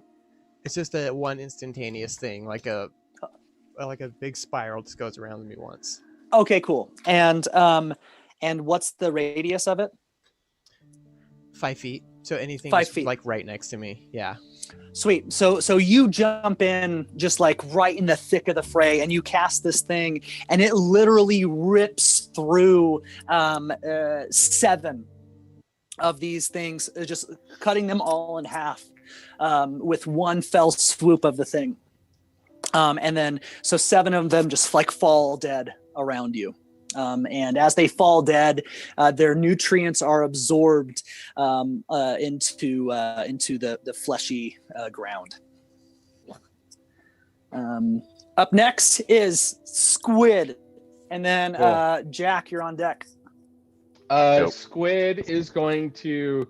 So if he goes in that way, I'm gonna try and find the biggest clump of little guys. Cool. And his first move is he's gonna shoot one of his hand mortars or whatever out of his tentacle. So that's 2d8 fire damage. Shit. So that is a 7. Okay. So he shoots the mortar into the group. Okay. To do 7. Does it have like does it have a specific radius as it explodes, or is it like a bullet? That's a hell of a question, Austin. I'm glad you asked. Okay, so it does not. So it's just a bullet. Yeah, basically. Okay, so you shoot this hand mortar into the thing, and I got it right here. Everything within 5 feet of the target has to make a dex saving throw. Okay. Yeah. So 5 feet. Yep. So you shoot right into the thick of it, so wait, did we confirm? Well, if it makes a dex saving throw, then yeah, it does explode. So you shoot, and it lands like right in the thick of all this massive thing, and it explodes. And as it explodes, everything that's in the immediate 5 feet vicinity is just blown to bits, just right away. You take out 11 of them immediately, and they're blown away with such force that their small little body parts destroy another 4, like as it pierces through the insides of these things, which is a total of 22. I'm gonna keep count of all this shit. Sweet. And what you said that was the first thing you were doing? Yeah, and then bonus action, I'm gonna summon Tentacles of the Deep. So I'm gonna summon instead of having the tentacles on my body, I'm gonna summon tentacles from within the middle of the white blood cell. So it's just one big tentacle that like whips up in between. Cool. Does it do anything? Or is it just there? Not with this action, but it has reaction. If any of the white blood cells or my friends get attacked, I can have a reaction to that. Otherwise, I just get I can use bonus actions to attack with it later. Cool. So it's like Alawi from League of Legends. So this you do that, and this giant tentacle like comes up, and it looks it's just like this like fleshy tentacle. It doesn't have little suction cups on it. It's just like this really fleshy red tentacle that comes up out from the middle. It's almost as if you're shaping the liver into this new thing. And as it pushes through the crowd of these little evil cells, it pushes 2 of them up into the air, and they fall down, crushing 2 others. And now there's this giant fleshy thing in the middle of the fight. Do you have anything else?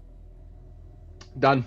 Cool beans. Jack and Torga, you're on deck. Okay, cool. And is this giant fleshy thing, can I at a glance see if it's like hostile? I mean, the thing is, you guys have been fighting and working together for so long. You know that this is Squid's tentacle because it's totally on brand. Okay. And you've seen it before. Like this is a Squid signature move here. All right. And is there any of the little weird almondy kind of friends that are slightly like larger or more imposing than? Make a quick perception roll for me. And I'm gonna let you do this. This doesn't cost a turn or anything. Dirty 21. Dirty 21, excellent. So yeah, you're like scanning the battlefield as you look, and you notice that literally they all look the exact same. There's nothing different. They all have the little like almond, shark fin on the top of their heads. They all have the dumb look on their faces. They're just these dumb dummies. Okay. So yeah. Okay, then I am going to do 2 things. I am going to ready an action with my makeshift blippity bow cellular blippity bow thing. Yep. That if any of the little almond guys get close to any of my compatriots, that I am going to snipe them from the air. And then I'd like to fly, kind of hover over the center of the battlefield, so I have like a good line of sight on everything. Cool. And then for Slippity Dude, what was my Drake's name? Shit, I already forgot. Splinty. Splinty, thank you. Or Splinchy. I made it. It was Splinchy. It was for sure. I'd like to have Splinchy ready. Its reaction to give me an extra 1d6 if I make that shot. Okay. Because it can do that as a reaction. Sweet. So yeah, and that's it. And that's it. Cool. So yeah, you do that. Your little cilia, like the thing is, not everybody in the Blood Drop 6 can fly, so to speak. Obviously, you guys are inside of a body, and so there's liquid everywhere. But you, because you're equipped with this cilia can actually you're proficient enough to actually swim to greater heights. You can almost treat it as like no gravity, whereas everybody else eventually is sets back down onto a level plane. So yeah, you are floating above the battlefield, and you and Splinter are just up there ready to wreak havoc once things happen. So yeah, Torga, you're up, and then Carlisle. Torga is going to come right in the middle of the action, whipping her arm will transmutate into her warhammer, and she'll spin it around and take one swoop across it single-handedly, catch her fist with her other fist, and then go for a secondary two-handed attack. Sweet. While like rolling all over the place. Great. Yeah, roll an attack roll for me. Crazy ass Gia dude. 20. No, unnatural 20 for the first one and 26 for the second one. Great. So yeah, you come rolling in, and you actually trample over like 6 of them in the process, and just like flatten them. They, go all over the place. You come in, and with that first sweep, you're just like mowing them down. Like you hit 2, and then those 2 hit 3, and so on and so forth with this first sweep. And then you come back, and it's almost as if, like, because you have so many of them built up on your one hammer, that gives you so much more momentum for the second one, and you swing through. And my second roll was a 19, and for my fighter, that's actually a nat 20. It's considered a critical. I forgot. Cool. Yes. So yes, you like. What was your first roll? You said 21, right? Yes. Okay, so you just mow them down, and you pick up 21 of them, and they're all. And then with this momentum, you swing back through, and it's like if you guys could imagine a bird's eye view of what's happening, you see Torga Battlehammer, this like kind of oval sphere. Remember an egg-shaped Geodude. And if you're looking far away, you see this one hand like come through, and it gets bigger and bigger and bigger as like more and more stuff. And then it takes that same hand and just mows everything down. You take out 73 of them. And Jack. Just like, great! I think I'm winning, folks. Oh my god. Sauron over here. And That Jack is- just yeah. says, "At least you all weren't put in a cell." You guys realize that the only reason Jack got into position was to make puns from above. Proud of you. Sweet. Jack. All right. That's so it. Yep. Carlisle, you're up. I'm gonna cast Scorching Ray. Cool. Tell me about that. I'm gonna cast it at 2nd level, so it's just gonna be I create 3 rays of fire and hurl them at targets within range. It's a 120-foot range. So Okay. And it's a ray effect. yeah, so I cast 3 rays and I roll for each ray. Cool. And 3 attack rolls then. Is what Yeah. you're rolling. Okay. Mhm. Cool. Yep. Go for it. That is a 19. That is a 15. Oh God, and that is God. It just kept going down. Okay, that is a 14. Okay. So basically, and you say they have a 120-foot range.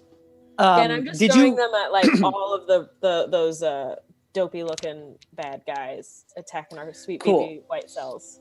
We will say, for the sake of clarification, that you are about 20 feet away from the action. So every time you send out these scorching rays, you are ripping through 100 feet of pure evil cell thing. Yeah. And go ahead. Go ahead and roll damage on all three. But we're gonna get creative with this. On the 14, roll damage with disadvantage. Also, I'm so sorry for everyone listening that I had the chillest fucking music playing for the last like 10 minutes. I am fucking sorry. I love you. Chill fights. So it's 2d6, I think, per array. Let me just check. Yep. Oh no, I guess it's 2d6 3 rays. It says 3 rays. I don't understand what that is. So I guess this would just be the same for all of them. That's 7, and then disadvantage for the other one. That would be a 6. Okay, so 7 for the first 2, and then 6 for that. Sweet. 14. All right. So what happens is your rays like rip through 100 feet of pure evil cell things. The first 2 rays are like right on target, and each one takes out 30 of these little dudes a piece. With the final ray, you're a little bit distracted because you're like super like proud of yourself, and you're proud of Jack for making such a great pun that it distracted you from your third attack, and so it was a little bit off target. You only ended up killing 5 of those. That's okay. As that like the beautiful fire is coming out of this wand and like lighting up my face, I just turned to Jack and a single tear comes down my. That was a good pun. I'm proud of you, son. You still took out 65, which is pretty damn good. That's fine. Sweet. Okay, so now what we're gonna do. All right. Yikes. Okay. So the white blood cells realize now that the blood drop 6 have joined the fight, and they all almost like look at you guys in awe. When you come in, you literally mow down 2/3 of the attack of these forces just in this first round of what you're doing. So they're watching in awe. As they do that, 12 of them get trampled by these mindless things. And so now there are only, we'll just say 35 of those guys left. As a reaction, I guess it doesn't matter. Never mind, they're dead. Never mind. I mean, you can have a react. The white blood cells will die, but this sounds like it does fall within like the tentacles thingy, so you can have a reaction that will make a difference. So I don't know what it does. So what is your thingy do? It reduces the damage to the creatures. So it basically steps in front of all of the, like, if it sees damage happening to our allies, it steps in and reduces the damage by half. Okay. We're gonna do the Bottlecap Brigade thing where we fuck up the rules. Drink a bunch. So here's what happens. Your tentacle senses the danger, and while it's unable to react quickly enough, it does come down and just like, how tall is the tentacle? Hydrate. 10 feet. 10 feet? Sweet. So it just comes down and it literally, it just crushes 12 of the little guys as it senses danger for the white blood cells. So also, Jack, don't you have you readied some actions, right? White blood cells were getting attacked. Does that count? Yeah, so like anytime that any of them get like close to any of my compatriots, or I guess the white blood cells, if they're all allies, then yes. I mean, at this point, I mean, everyone's close to each other. Like imagine a bunch of huddled up white blood cells and surrounding them a whole bunch of huddled up evil cell things. So okay. Yeah, we're kind of like constantly in that. If they're within strike range, I would say it triggers for sure. Cool. Let's trigger it up. What happens? So I do a fucking longbow attack essentially. How far away are they from me at this point? We'll say that you are floating approximately 35 feet away from the battle. Okay, dope. So that'll be a dirty 20 to hit. Cool. Roll some damage for me. And then Whoop, whoop. fucking shit. For damage, it will be a goddamn 5 plus a d6. 4, so 9 plus new characters.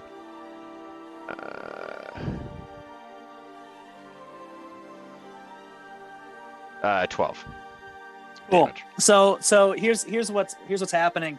Those white blood cells were kind of distracted by your guys' awesomeness, and as they were distracted, 12 of those white blood cells got trampled and eaten by the evil cells.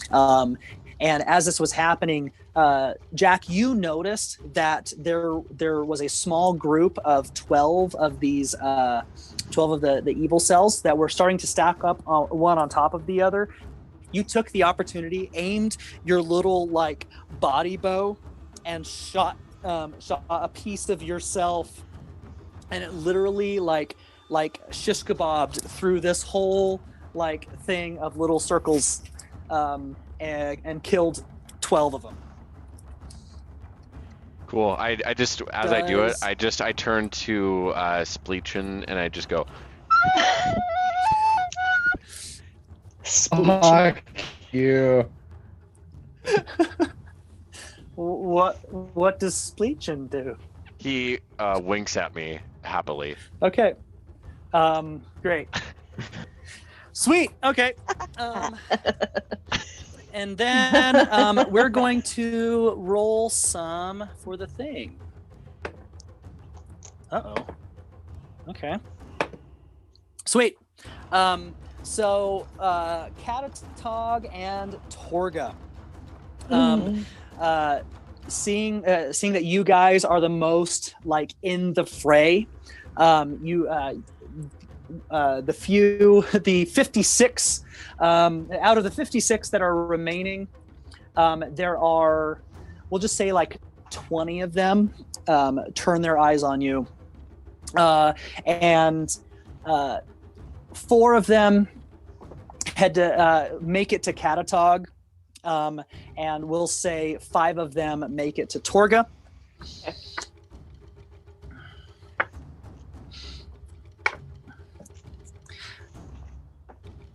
Torga, what's your DC? Or your 12. AC? 12. And Catatog, what's yours? 15. Okay.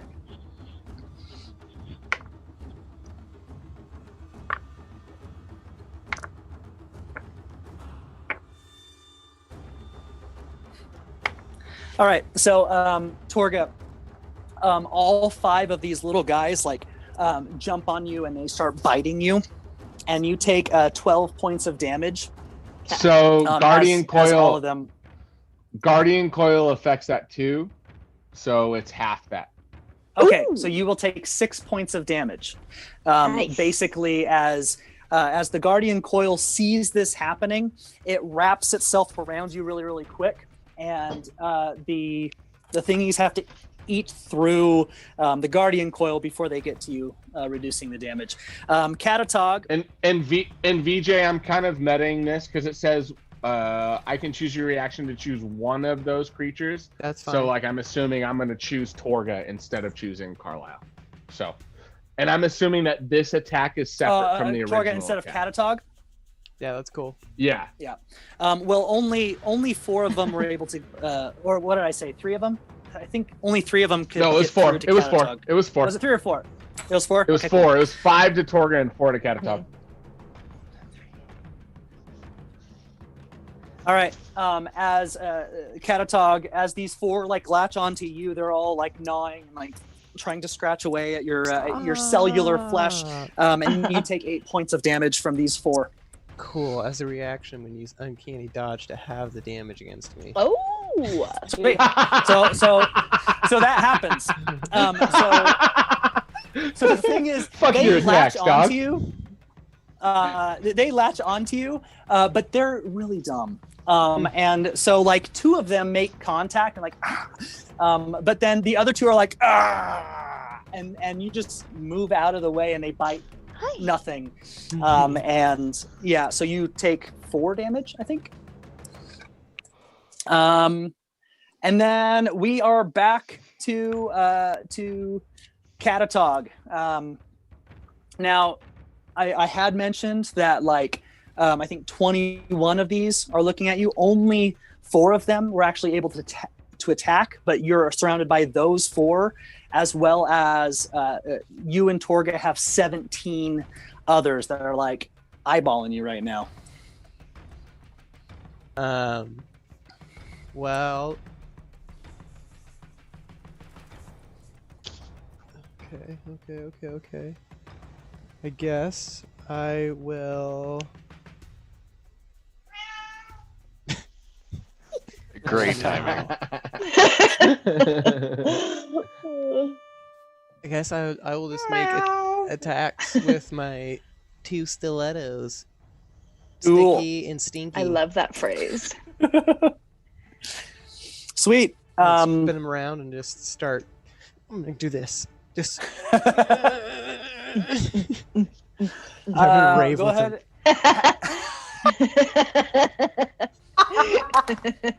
Do rogues only get 1 attack? Let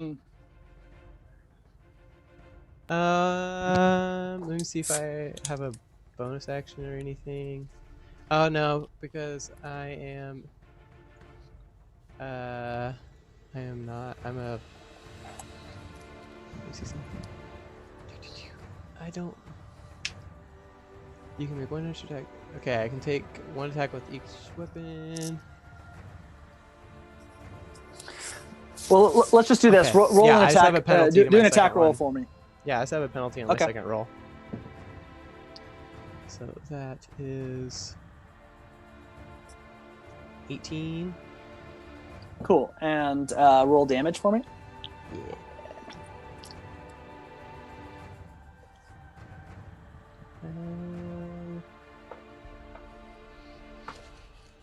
Sweet. That is 8 damage. Sweet. And what is your move speed? 30. 30. Sweet. Okay. So 18. Sorry, how much damage did you say? I'm doing some weird math for this 8? like mob fight. 8 damage. Okay, cool. So You've heard yeah, of you weird start raving. science. You're gonna love weird math. Just all impossible numbers, and no one knows what they are. Rubik does not exist. I use numbers designated by Greek God. numeral things.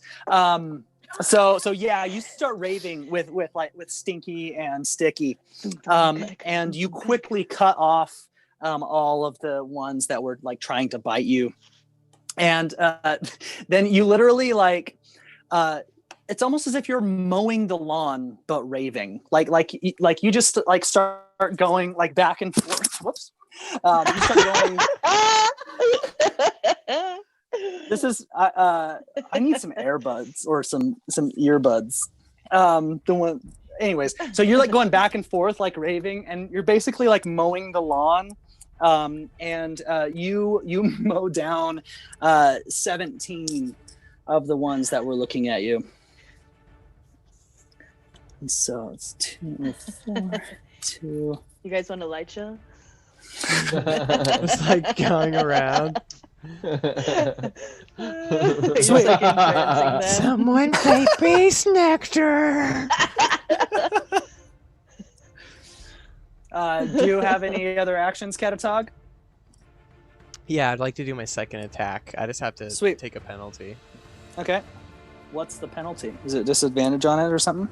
No, I just have a negative to my roll. Well, a negative Okay. to my hit modifier. Okay. Roll So, it. 14. All right. And roll damage for me. 9. Cool.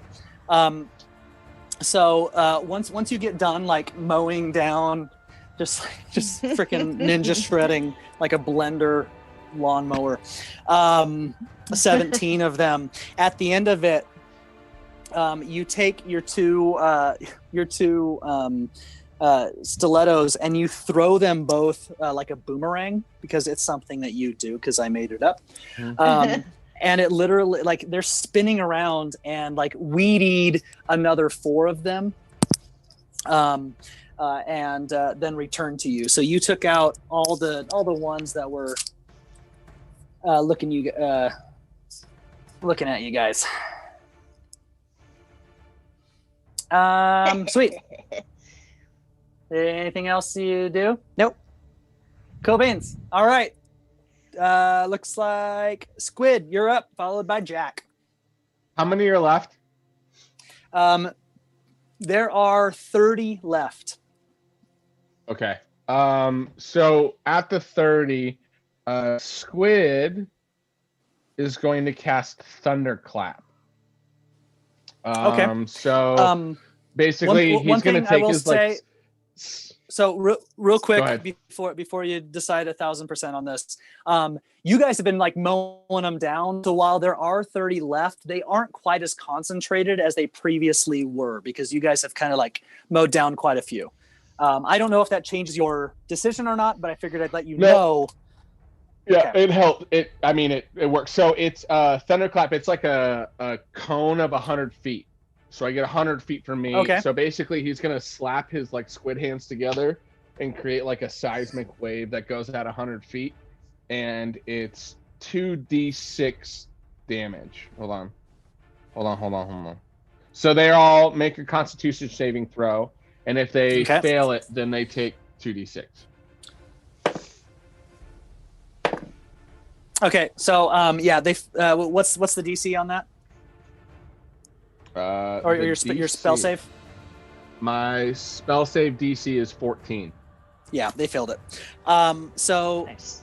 So what happens is, yeah, you clap your like squid hands together, and from that a cone, of thunder damage is sent out in this wave, and it completely neutralizes 21 of them. The problem is every PC too that's within range has to make a save throw too. Yeah, see, that's the thing. Is it? I'm going to suspect it's a flat wave, like it's just a cone, but it doesn't have height.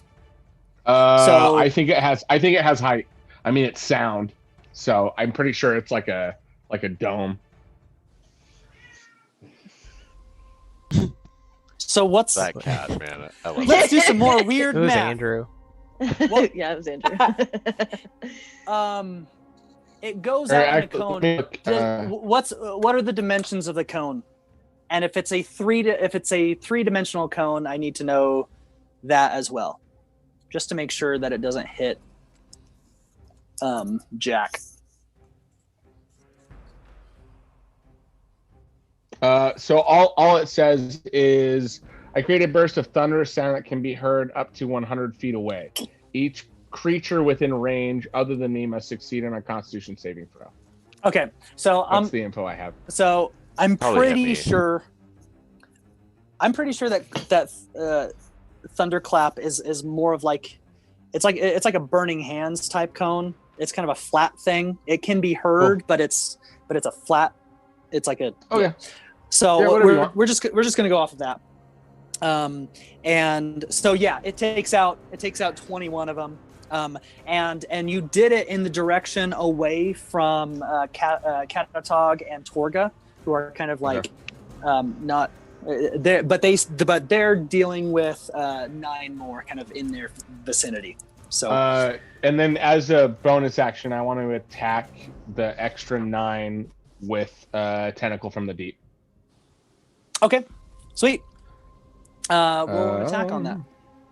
Sure. How do I do this? It's Well, just I roll a tentacle d20 of and the then deep- add my. Add your It's spell just a- modifier and your attack. Yeah, My I mean spell different attack bonus. Yeah. different summoning.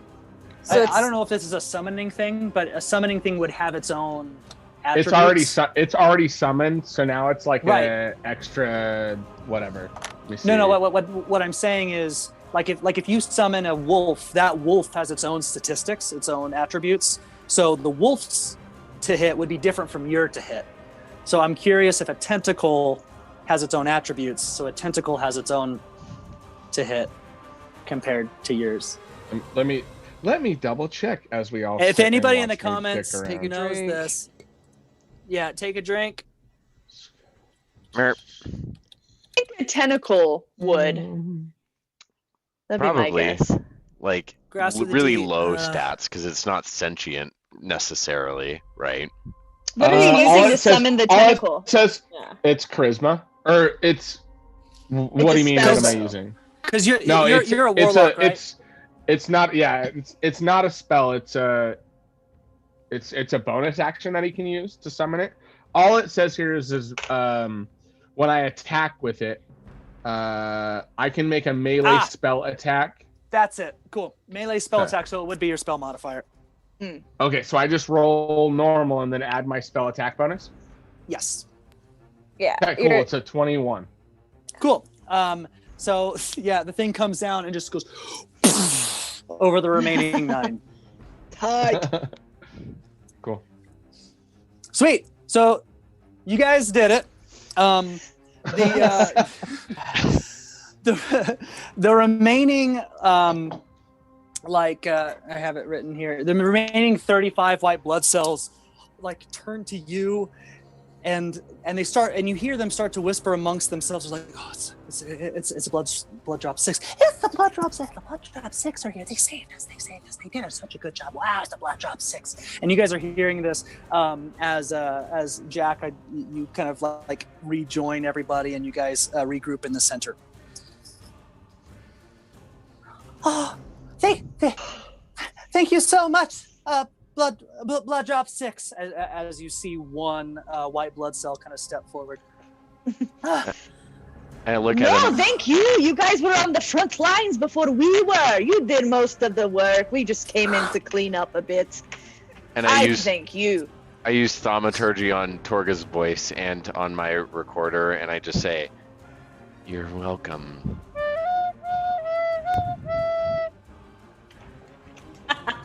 Oh, that was the most beautiful thing I heard. That was super beautiful. So beautiful. You guys, did you hear the thing? Yeah, it was the recorder from Jack Nosebleed. That was Jack Nosebleed. I've heard about him in stories. There's so many great stories about him. I'm gonna say, so proud of y'all. First and foremost, hi, nice to see you, kiddos. They're good. You do great. Second thing, you have a friend, and he's probably a big old while back. I want y'all to go to him. His name is Chip. Please go save him. Okay? All right. You can go help Blip. So Blip. you when you say that, you're talking to this crowd of like 35 white blood cells. You see one tiny little like white blood cell hand get raised in the back, and you see this little white blood cell mouth like peek over the crowd and like, Yeah. "Whoa, Yeah. I'm Chip. Okay. I'm doing fine, thank you." Okay. There's somebody. Go help. Go. I think it was blip. I think it was blip. I'm sorry. Or was You know it what? blip, You blip, see blip, another- bloop? I think it was blip, bloop, blip. You know, after the second blip, I kind of just didn't listen. Here's the thing. One of y'all's soldier buddies, your soldier brothers, and we all need to stick together as a family, doesn't have hands. I told him I'd send somebody. Go to that guy. You see another. You see two little hands like come up out of the crowd and like pull themselves up. Oh no! Blip. Ah, Yeah. my darling. And you Oh, see, no. Sad No. part. Whole sad part of it. He lost his hands in war. Don't ask him any questions. Okay, bye. And I do that dad thing. Or I do like a dad jog to the car. Like, come on, guys. So as you guys run off, you see one little white blood cells start to make their way back towards the arterial road. And the rest of them are just like throwing up their like white blood cell military helmets up into the air and like celebrating winning this battle against these like evil cells, and also getting to meet the Blood Drop 6. Yeah, so Carlisle is heading back to the van. What does everybody else do? I give a couple of them high fives, and then I'll head to the van. I'd like to see if any of them are You have like consenting. 3 of them crying, like they're touching like their favorite musician at a concert. Oh, Like stop. I'm just like you. I'm just like you. 3 of them faint. I'm Gruff gone. Elton John. I go up to a couple of them and I'm like, hoo hoo hoo, and I try and tickle one of them. You do that, Such a creep. and like I love it. the ones that you go up to, they were super excited, but then when they got closer and saw what you're doing, they're like, oh no, we're good, we're okay, we'll be all right. And I say, was like, it's "Oh, okay, yeah, it's that's okay. fine." Look at Spripples. No, and it's fine. I send Spripples over, and like Spripples tries to tickle him a little bit. Imagine seeing that. Oh though. my god. Imagine seeing like a celebrity like Samuel L. Jackson or something, and like people are going up like, "Oh, cool!" And then all of a sudden he just starts tickling people. Like, that's such a funny situation. Jack no spleen Tripel is giving off some real like Christopher Walken energy right now. There you go. Oh no, does he do that? Fuck. Cool. So yeah, you guys all do those things, and that's what happens. Carlisle's headed back to the van. What happens now? I head back as well. Yeah, Catatog just kind of shrugs and was like, meh. You know, actually, I'm going to take the back seat. I felt like my experience in the front seat was a little vomity. You know, I'm just gonna no shame that's- to you, Dad. No, No that's shame fine. to you. That's fine. It's okay. You know what? I yeah, just want a change of scenery. Yeah, it's. I'll take the back. There's Cool. no hurt feelings here. So Carlisle, are you still driving? Am I? I look at Catatog. You still good, boss? Catatog sticks his hands out for the keys and he's like, I toss it to him in a dad moment. Like, I'm very proud. Like, yeah, you've earned it. And I toss it. Sweet. He's Oh, you're a worm. it's okay. Okay. I'll take Squid it. and Jack, where are you guys seated? Who's sitting in front? Somebody sit in front. I'll sit in front. Oh, I guess Carlisle could sit in front too. You guys. So Oh, I'll get in the Squid, you back. sit in front. All right. So sweet. I'm So just gonna take the last seat available. Cool. So Squid, you're sitting in front. Catatog, you're gonna drive. Jack, you're sitting in the back. Carlisle, you are sitting in the back middle seat, so that you can kind of like keep tabs on the Okay. family. Torga, you get in, and as you shut the door, having resolved to avoid the vomit action of the front seat, you place your little like cellular feet on the floor, feel something weird, and you look down and you just see pools of squid's vomit. And not with that, the we're kind going to of take day a I second signed break. up for. Thank you guys so much for watching. We got all sorts of fun one-shot action remaining, and we will be right back in about 5 to 10 minutes. Thank you.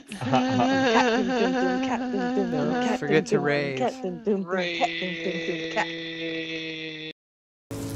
We're live.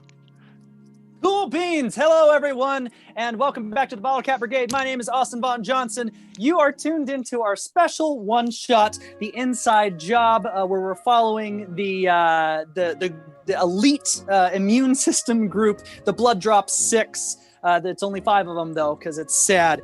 We're inside of Ergis's body right now. But before we hop back into the session, we're going to hear a quick word from Taylor Walker.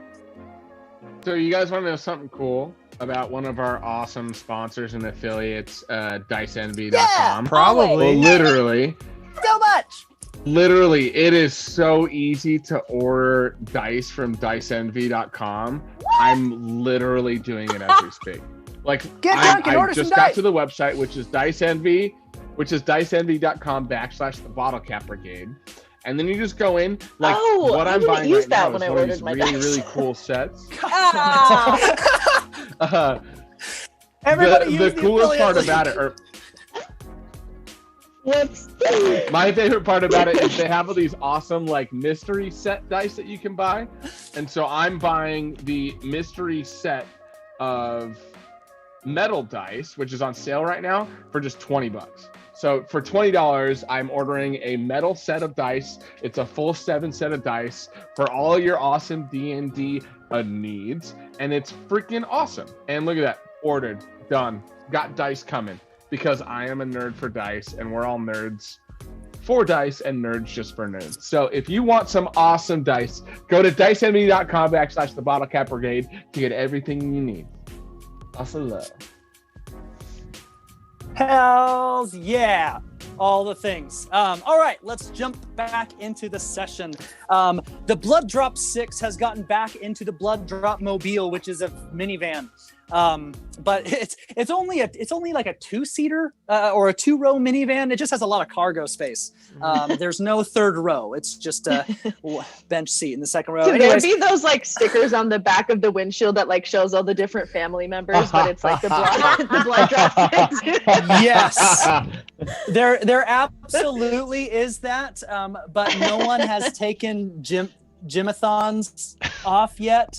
So We Can never we just will. write? Can we just put underneath it R.I.P.? you can do that. You And a little haven't done halo it yet. above. You just barely found a new leader. I don't know. Maybe one of you will remember randomly and unmetally and go do that. I don't know. Of course I will. Anyways, Of course I will. you are all back on the arterial, pathway headed towards the Rectum town, and Going down Rectum Road. you just I hardly know him. demolished. You demolished this massive, 250 almond parasite microorganism army. And you're feeling really good about yourself. Even Jack got to tickle a couple of the white blood cells awkwardly. And you guys are headed Goddamn down. right I did. How's our HR team? Do we have one of those? Um, Does Kathy work there? Torga is the HR manager of your organization. You guys all kind of like share roles, I didn't but see the tickling happen. Torga is the HR manager of the military. So anyways, you guys are traveling down. Now Catatog is driving. Carlisle's super proud of him. And you guys pass by, you guys come up over a hill, and you can see in the distance what appears to be like some kind of city. It's a, as much as like a fleshy like inside of a body a city could be. You see a lot of lights caused by like organisms like with lights and their little tubes. Same way fireflies produce them. Cells will do it too. So that it's lit up. It's super weird to you though, as you notice this, but you continue driving because you're pretty sure you're going the right direction. You look down at the sensor and you're like, yeah, we're on the path to the Rectum town. And then you pass by a sign. It's almost like a subdivision sign, like it has a stone base. It's very, very nice. And it has this stone, like organic stone wall. It says, "Entering the Rectum. And the rectum is spelled out very nicely, and it has a rainbow that's going over the back into the cloud that makes the M. So you are entering the rectum. You all see this, and you're a little bit confused because this does not match the reputation about the rectum town that you've heard. So yeah, you guys pass right by that. You're still driving. Does this feel different to anybody? Yeah. I mean, it's been a while since I've been down here. I don't remember an entrance. You know, I think my grandma brought me down here as a kid when I was, just a wee little lassie. But Why? yeah, it's not the. She really wanted me to expand my horizons and this accent. You see, my grandmother was from a different part of the body, and so when I start to think about her, I start to produce her voice.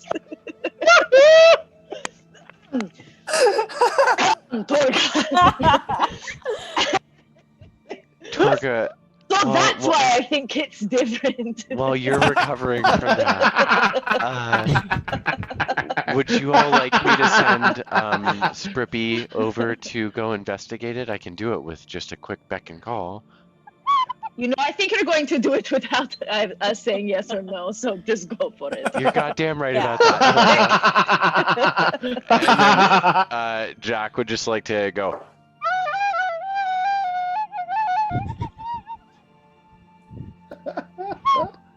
And Cool. then, So yeah. yeah.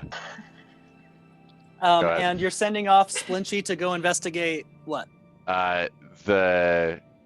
Just the side of the road, like the road general ahead. area. Yeah. Cool. Sweet. I just want to note real fast, I love how much we tried to make Joe talk more. And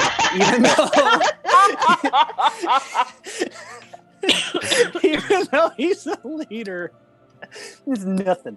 Cool. While So, all this is happening, I'm like sitting in the center, and I'm kind of just like backseat driving, so I'm really attentive up next to Catatog. Like, yeah, no, put your blinker. Did you look?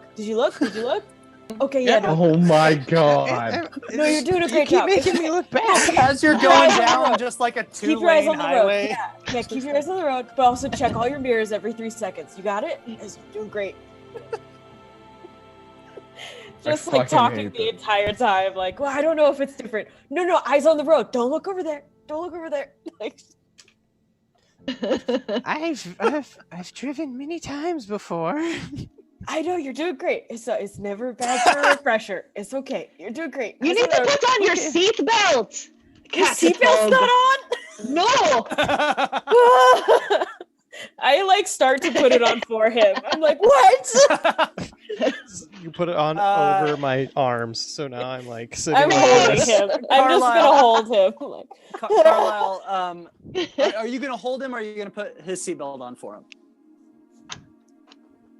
I'll just hold him. I'm just gonna put my arms out, like when you do if you break really quick and you have a pizza. Yeah. The arm seat Cool. belt. The arm seat belt. Usually Sweet. people do that with their loved ones or kids, but I'm alone, so I got it. Yep. Catadog's gonna be like, well, God, I don't even remember the voice.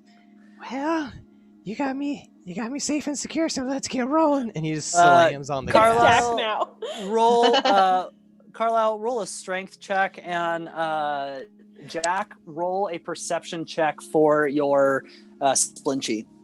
All right. Catatog's gonna slam on the gas. I got a 13. Okay. Yeah. And Splinchy got, I guess there's no modifiers, so a 15. Okay. So yeah, Carlisle, I mean, you have your arm across Catatog's like a flatworm torso thing. And you feel like you're applying a reasonable amount of pressure. And Catatog, you slam on the gas, so you're going faster now. Splinchy. So Splinchy notices that the sign is legit. There's nothing odd about it, but off in the distance, Splinchy can see a cloud of almost like when you kick up dirt on the bottom of a lake, right? So you're seeing like the dust kind of float up into the air. Splinchy off in the distance sees that happening, kind of coming over an intestinal hill that you guys that Splinchy can see in the distance. Hey, you guys, all of my friends, I'd like to let you know that Splinchy is communicating to me, they're relaying to me that there's like something like a kicked up dust cloud off in the distance. I don't know if it's really important, and I definitely want all of you to feel comfortable with making the decision, but I don't know, Catatog, do you think we should go look at it? I make the decisions. And I keep driving Yes, you do, faster. Oh God. Okay. Yeah. Maybe slow down a little bit. You're doing great. But remember, foot on the gas, foot on the brake, foot on the gas. 1 foot on the brake, 1 foot on the gas. No one drives like that. This isn't a manual. What? Who's a manual? Isn't it like manual? What is it called? Manual drives. Yeah. Yeah, you're doing Okay. Joe was just being an asshole. I thought And then I'd like to say, well, Splinchy, I guess Catatog says no, so you better come back home, Splinchy. I'm sorry. Can you roll? Splinchy has just kind of been staring at this cloud the whole time, as you guys have been like working this out amongst yourselves and deciding, to keep going. And Splinchy relays to you that the cloud is kind of slowly heading toward the city that you guys see on the hillside horizon there. You guys, Catatog, it's slowly heading towards the city that we see on the horizon over there. I just figured I'd make you aware of that. I don't want to like influence your leadership or at all tell you what to do, but it looks like it might be heading over to kill and maim a lot of our little friends that are in this general area. Well, then it looks like I need to introduce him to Slobby Robbie. And Hydrate Mean twice. Gene. I say, hands on the wheel. Hands on the wheel. Gene. It's nice to meet you. Don't two. drink and drive. Oh God. Oh yeah. Looking up Garbage Pail Kids cards. I say hands on the wheel. Hands on the wheel. Hands on the wheel. I've heard enough of you. Okay. Let go of the wheel. And I just keep hitting the gas. God. I try to hold him and steer at the same time. Can you please roll sleight of hand for me? Me? And an strength roll. Oh, gee. Okay. Okay. Well, what do you want first? I will take. Well, just you can tell me both of them. They're happening kind of simultaneously. Sleight of hand is a 21, Okay. and a strength is an 18. Cool. So you fucking nailed it.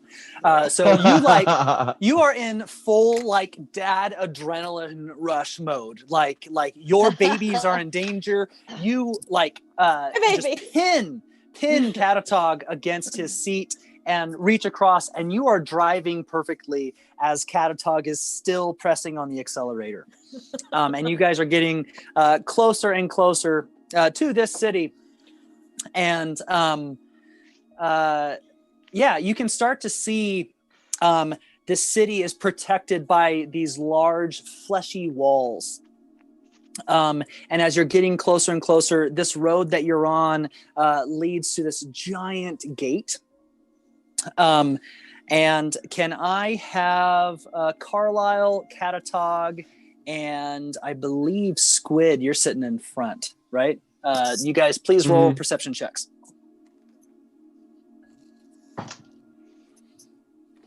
Oh, wow. I got a 14. Well, I rolled the same thing twice. I have advantage on perception, so I guess drink.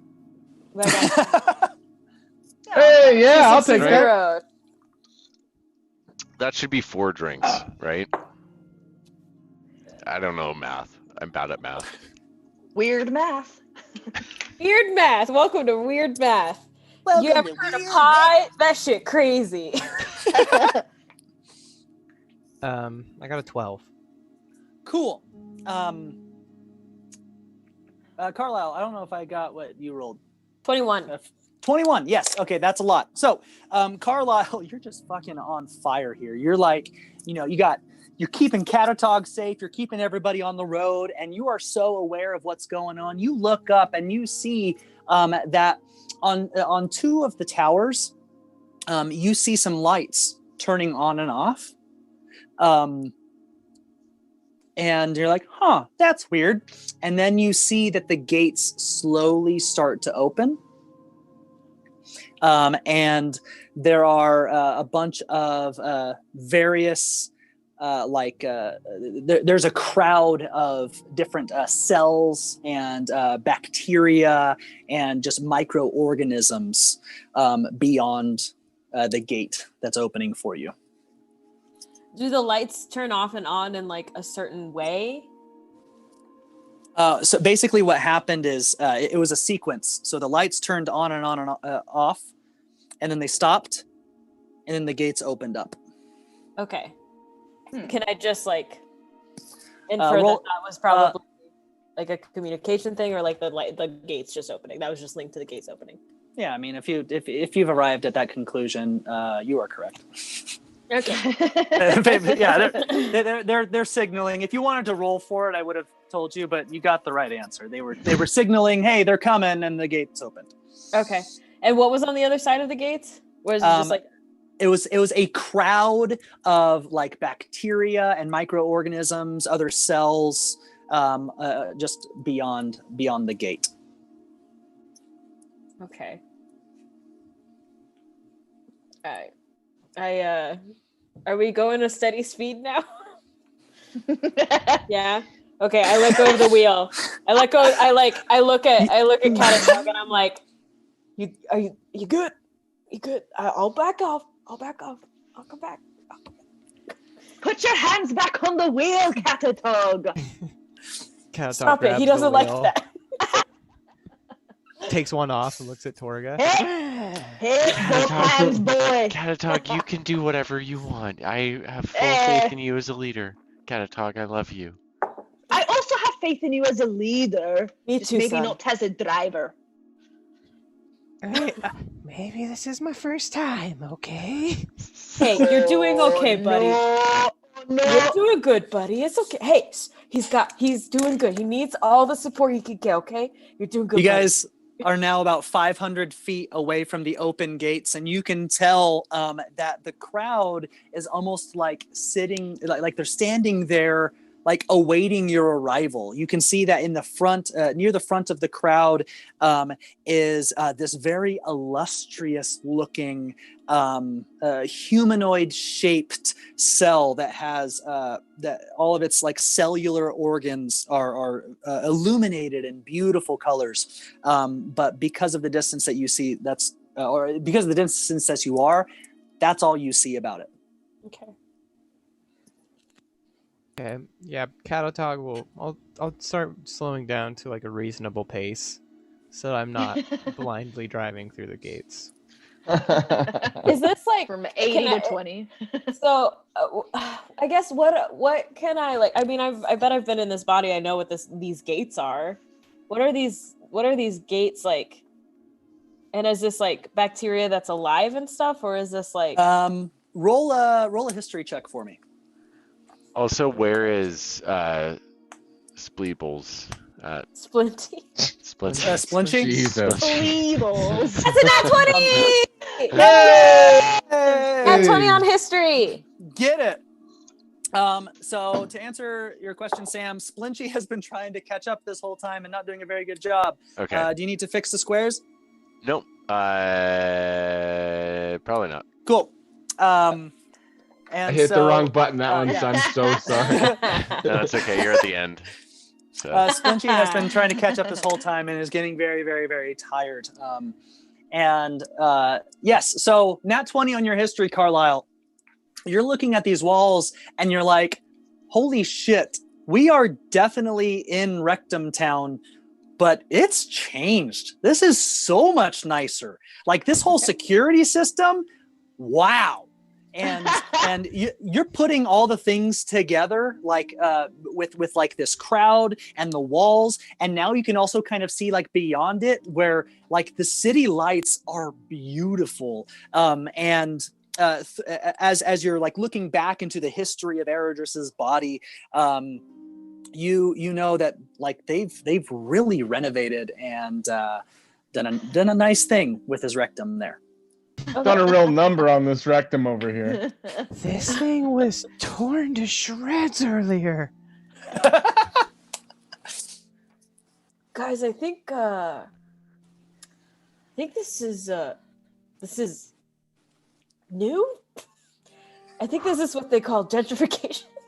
will you humor me and tell me about what it looked like beforehand? Like a total piece of shit, and I raise my hand for a high five. And then I take out my recorder instantly and I say, "That's our friend's song." That's so cute. I've gotten better at being nice. I've gotten better at being nice. Oh my god! Another tear, just like we high fived, and I look at him and I go, "Let's play catch later." Okay. Okay, thank you.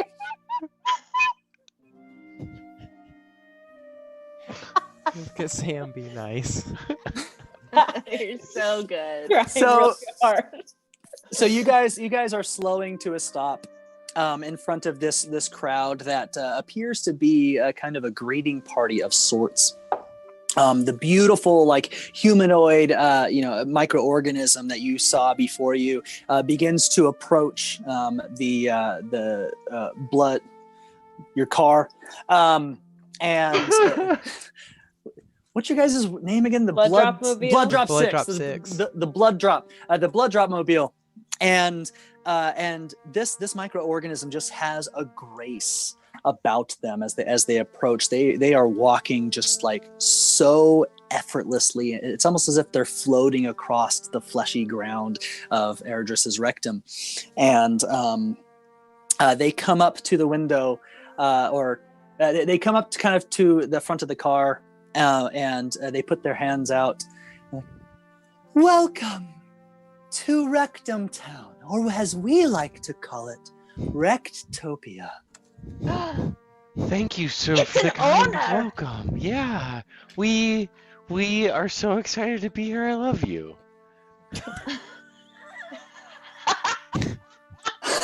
It's either one side of the spectrum or that one. Okay. We do share a lot of love here in our fine city. Would you like a song? Please. We'll have time for songs We're later. the Blood Drop 6. Oh, What?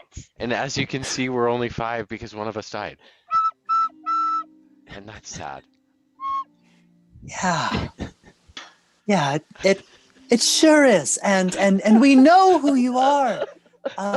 You are, See, I told of course, quite famous around here, and thanks to our long-range scanners, and they kind of point to this massive tower that you guys can see that's lit, and at the very, very top of this tower, you see these like they look like little buttholes. They're little buttholes. There's 4 of them at the top of this tower, and it's like, Wait, there's thanks to our 4 of them? long-range- Yeah, Oh, there's no. 4 buttholes. Ah, god damn it. Plus 2 plus the new This there There's are 7 4 buttholes. in the bodies of Magna folks. It's like thanks to our long range scanner, we were able to pick up your presence during this our time of need, because we also felt the force of some evil forces en route as well. Please, make your way inside the safety of the gates. And they begin to walk away from the van. And the crowd of microorganisms is like cheering you guys and beckoning you forward. Safety. Torga is waving out the I just want to say, window. like, safety. Why do we need safety? Yeah, the whole body's safe. The whole body's safe.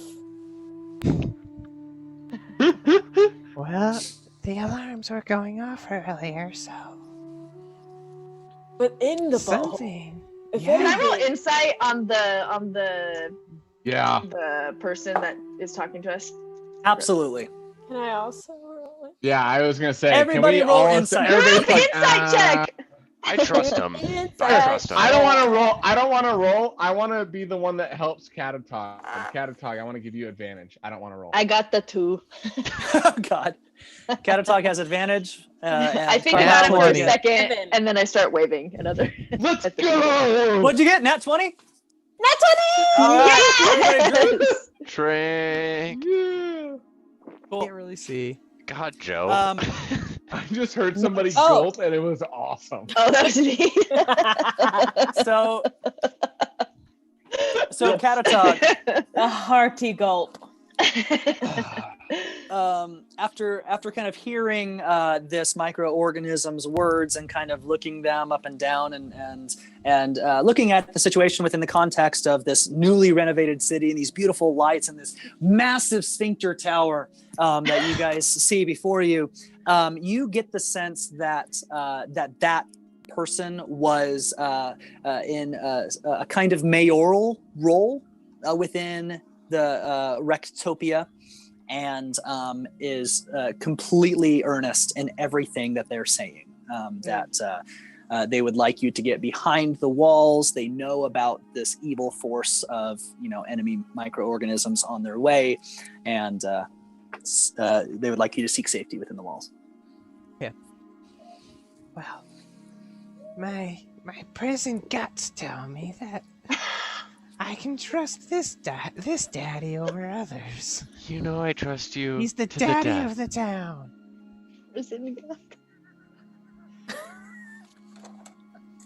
I'm to death, okay. Cool. So what are you guys doing?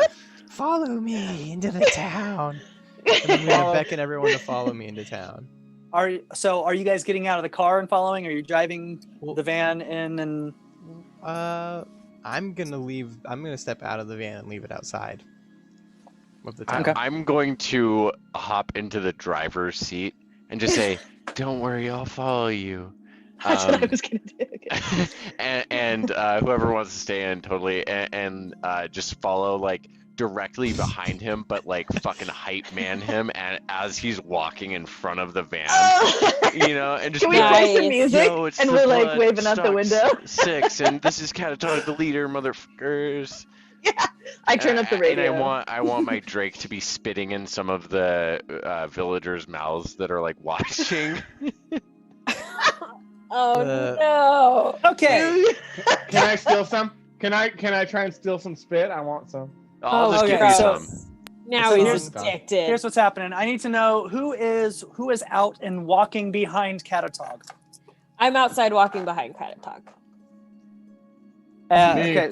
Carlisle, Squid. Okay, and Torga and Jack. Climbed up to the Jack. passenger seat to turn up some Cool. of the tunes. So here's what's happening. You guys are like freaking slow motion strutting this shit. Catatog is like right in front. It's like, and it's like to the music that keep us uh, together. freaking Jack. Yeah. So I need.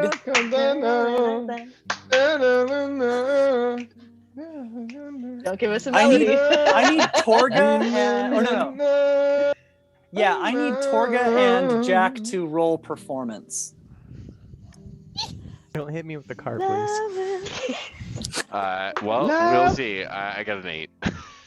Oh god. I got 6. A 6. God damn it. Jack's never driven the car before. And then like the balance and the fade is all off in the van, so I play the music and it takes me a second to like But get we're everything really back. fucking It's not... stoked about it, right? Like, Yeah, waving so much, trying to like Yeah. shake hands at the same time. Okay, so so here's what's happening. Catatog, Carlisle, and Squid, you guys are strutting like badasses. You're like the entourage right behind this mayor figure of Rectaltopia. Behind you is Jack and Torga. Now, Torga, you were in charge of picking the hype music. Jack, you are in charge of driving. Unfortunately, both of you really didn't pick the right stuff. So, Jack, as you're driving, you're having a lot of trouble like matching speed with Catatog. So you'll speed up really fast, but then like slam on the brakes, and so you're just like the whole time is just like you're just like jerking along. And Splinchy is like kind of on the dash, like bashing his head into the windshield. Yes, and Splinchy does that like 3 times before he just flies out the window to go and spit on everybody because he's like, "Fuck this shit." And Torga, so you turn on the radio as you reach down. You notice in like the ocular scanner that tells you kind of like where Eredris is and what Eredris is seeing through his eyes. You see that Eredris had just walked in to the showers that are in the Farkle Castle. So he had just walked in there, sees Togu, and they're cleaning up. And so yeah, you notice that, and then you go to fix the radio, and you turn it to John Denver, and so John Denver is playing very, very, very loudly and not quite getting the vibe. But Carlisle, not your loves jam? it. No, You don't like John? Yeah, it's specifically leaving on a jet plane. It's just a weird like vibe. Like not only does it not like match the vibe, like it's a leaving song and you guys are arriving. It's this whole mess of weirdness. But Carlisle, loves him some John Denver, so they're digging it. John Denver. Steely Dan. That's it. End of list. End of list. Catatog, can you please roll an acrobatics for me? 15.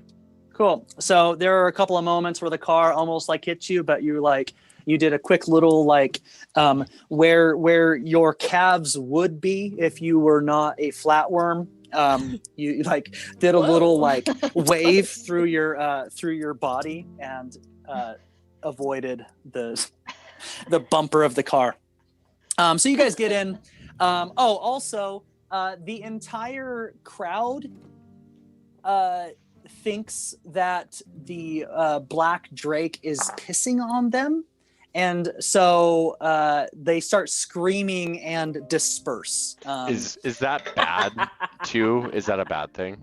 I mean, we're in the Yeah. rectum, so maybe not. Oh, okay. Yeah. Never mind. Okay.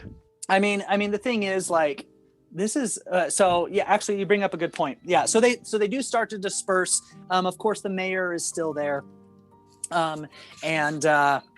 so you guys are walking. You're all looking around, and this is literally like Vegas. Like it is microbial Vegas where you guys are. It's this beautiful resort town. You guys are seeing casinos, spas, like they're all lit up by these crazy cellular lights all around you, and you're all very impressed at where you're at right now. Can I ask the woman how long it's been like this? Like, yeah. So the woman's like, well, we've been making some changes around here, with Eridris's diet, we were able to do some amazing renovations, and of course he's been taking extra special care of this particular region, which has allowed the bacteria that needed to grow that can create these beautiful structures that you see before you. And of course, it's important for us to stay in tip-top shape because our pride and joy is the opera. Our large opera house that we have at the end of the town. Can I play in your opera?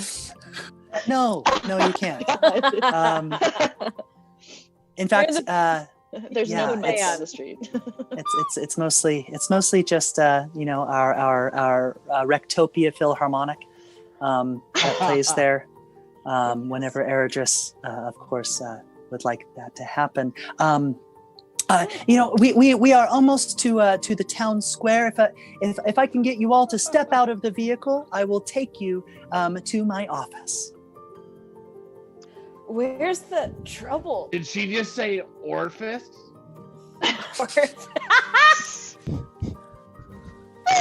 Got her. Sorry. I said office.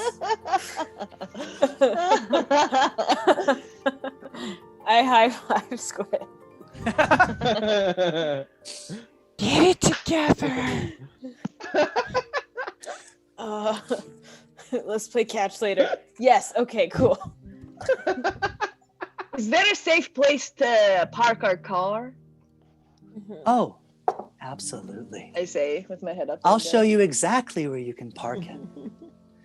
Perfect. In fact, Gosh, you made that sound real weird.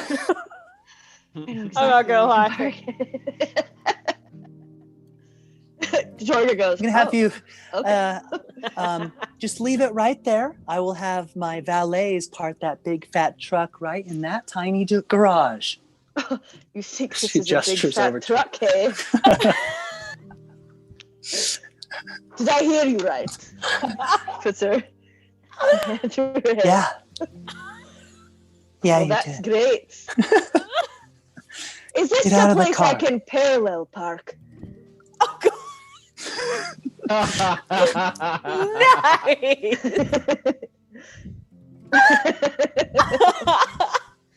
We encourage all kinds of parking in Rectopia. Oh, Please allow our valets to assist. We have much to talk about. And she looks off into the distance to see the cloud growing. And not much time to do so. of course, my queen. Oh. Roll up the window and then pop out. So sweet. So as you guys get out of the car, I nudged Torgo.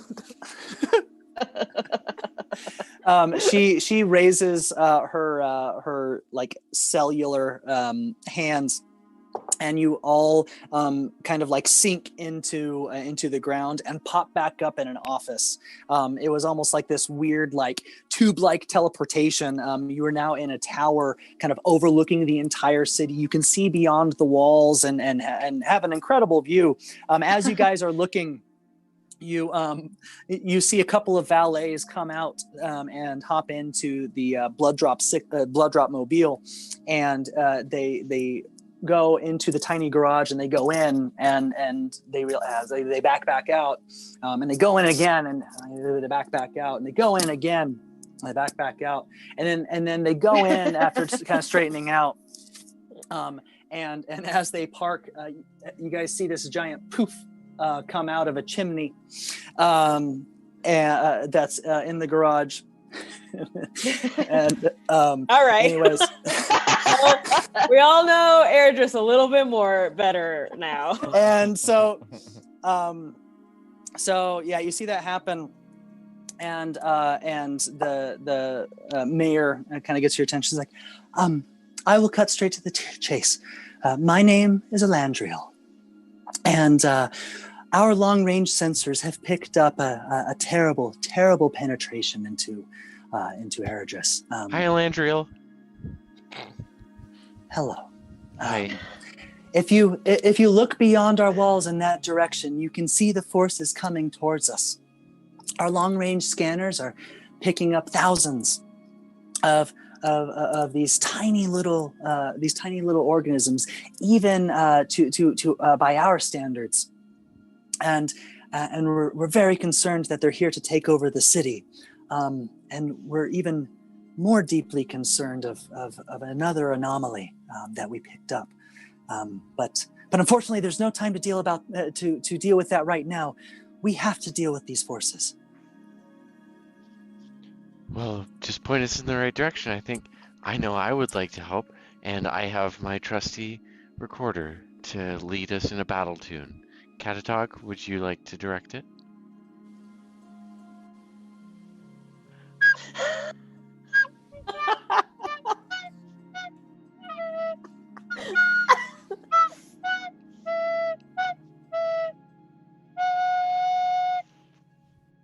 I lean into the mayor and I say, they do this every now and again. You just have to go through. You just have to go through with it. Do you really have to go through with it, though? I mean, it's like you have to go with it. You just endure this all the time? It's our battle cry. It happens maybe like twice a week. It's fine. Oh, that's. I guess that's not too bad, but shit. Anyway, so yes, they're coming in. And if we have your full support, then I think that we'll be able to defeat this giant horde of shit. Yes. Yes, we will. Okay. Well, cool. Let's head over there. And she raises her hands again, and you guys like do a little teleportation thing. As she raises her hands, I'm about to go to her like tea station where there's like a nice like a Koenig little like I'm about to get coffee, and I'm like, what? I'm about to do like a coffee thing. I just like set the little pot in it, and I was like, ugh. Okay. I just wanted to let you know what I was doing. It was decaf though, because it's after. Yeah, it's after 2. So if I drink caffeine, I'd be up all night. I'd toss and turn until the morning. So you guys wanting to do my default, which is just like Jewish mom. I can't do like just like a working dad. I can't. I'm sorry.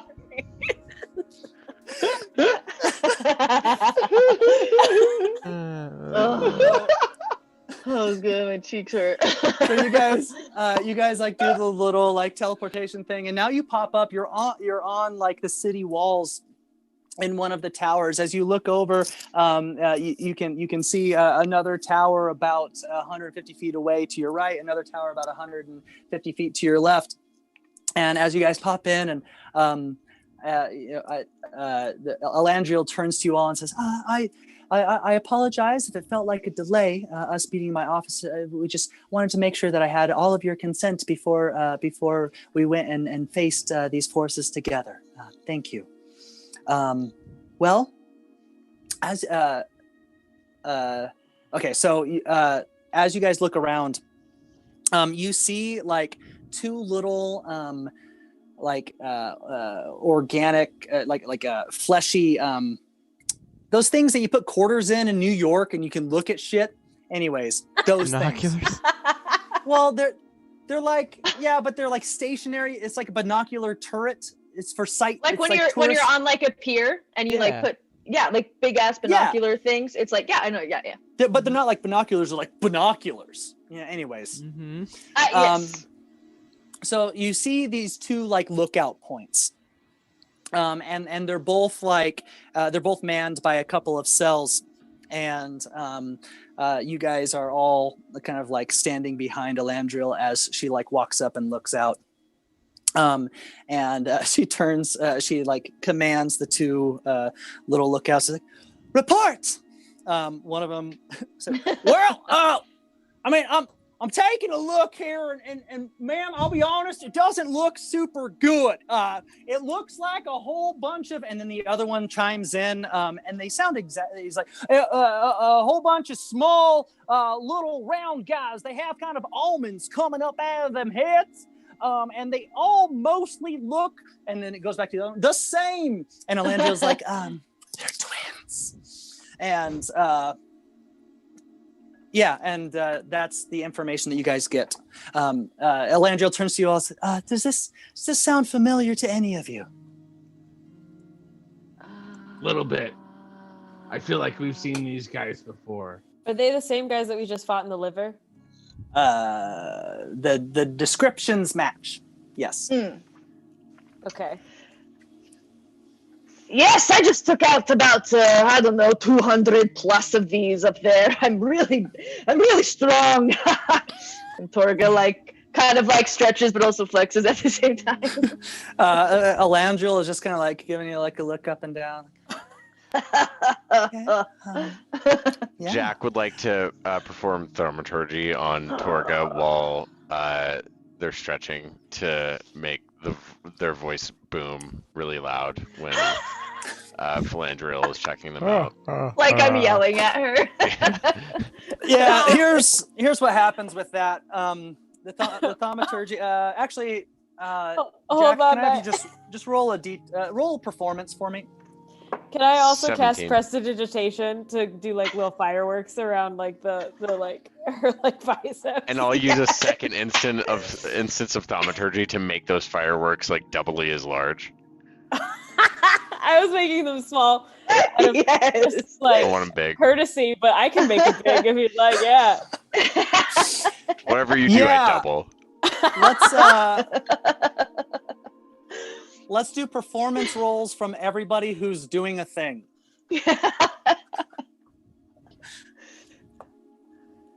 17. 13. I have a -1 on performance, which I don't know why. Do I roll 2 or no? Yeah, go ahead. Yeah, roll with advantage, Torga. Who would have thought your dad helping you flirt would be a negative? Okay. Performance. 14. Cool. Okay, that's good enough. She was already onto you a little bit. Jack, what was your performance roll? 17. 17, and Carlisle? I was a 13. Cool. Okay, so here's what happened. So Torga, you're flexing and shit and telling this kick-ass story, and Elandriel's oh damn, okay. And then Carlisle is making who's making fireworks? I'm making fireworks. Cool. So Carlisle, you're making fireworks, and Elandriel's okay. I mean, I live in basically rectal Vegas, but I mean that's not too bad. Okay, fine. Yeah, not bad. Fireworks are fireworks, okay? I don't care if you live in Vegas or Disney World. A firework, you're yeah. They're decent fireworks. I'm not saying that they're bad fireworks. I'm just saying that they're okay fireworks. I mean, trust me, I know fireworks. And then Jack makes the voice just boom.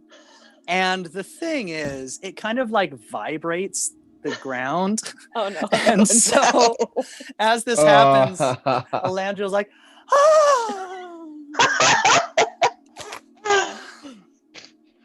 I know, I'm a lot to deal with. Yes, I can handle it though. But later. And so oh my god. One of the twins is well, I mean, if I hear you. Actually, I'll just do it from your guys' perspective. So, I mean, I'm glad that you guys have taken care of a whole bunch of them at once, but you're gonna have 200 plus. Take care of a lot more than that, because it's looking like we have maybe 1,500 of these guys coming at us. 1,500. Elandriel's what? I mean, can you handle that? Yes, of course. And I kind of look away and oh God. Jesus Christ. Yeah, I got it. Totally. Well, I mean, I would be honored if one of the great warriors from Blood Drop 6 would please analyze the battlefield and command us on how to proceed. Catatog, would you like And then Elandria leans into Torga and is and I'll get some commanding from you later. Let's see. That you will. Anyway, we have a battle to fight. We got a battle to win. So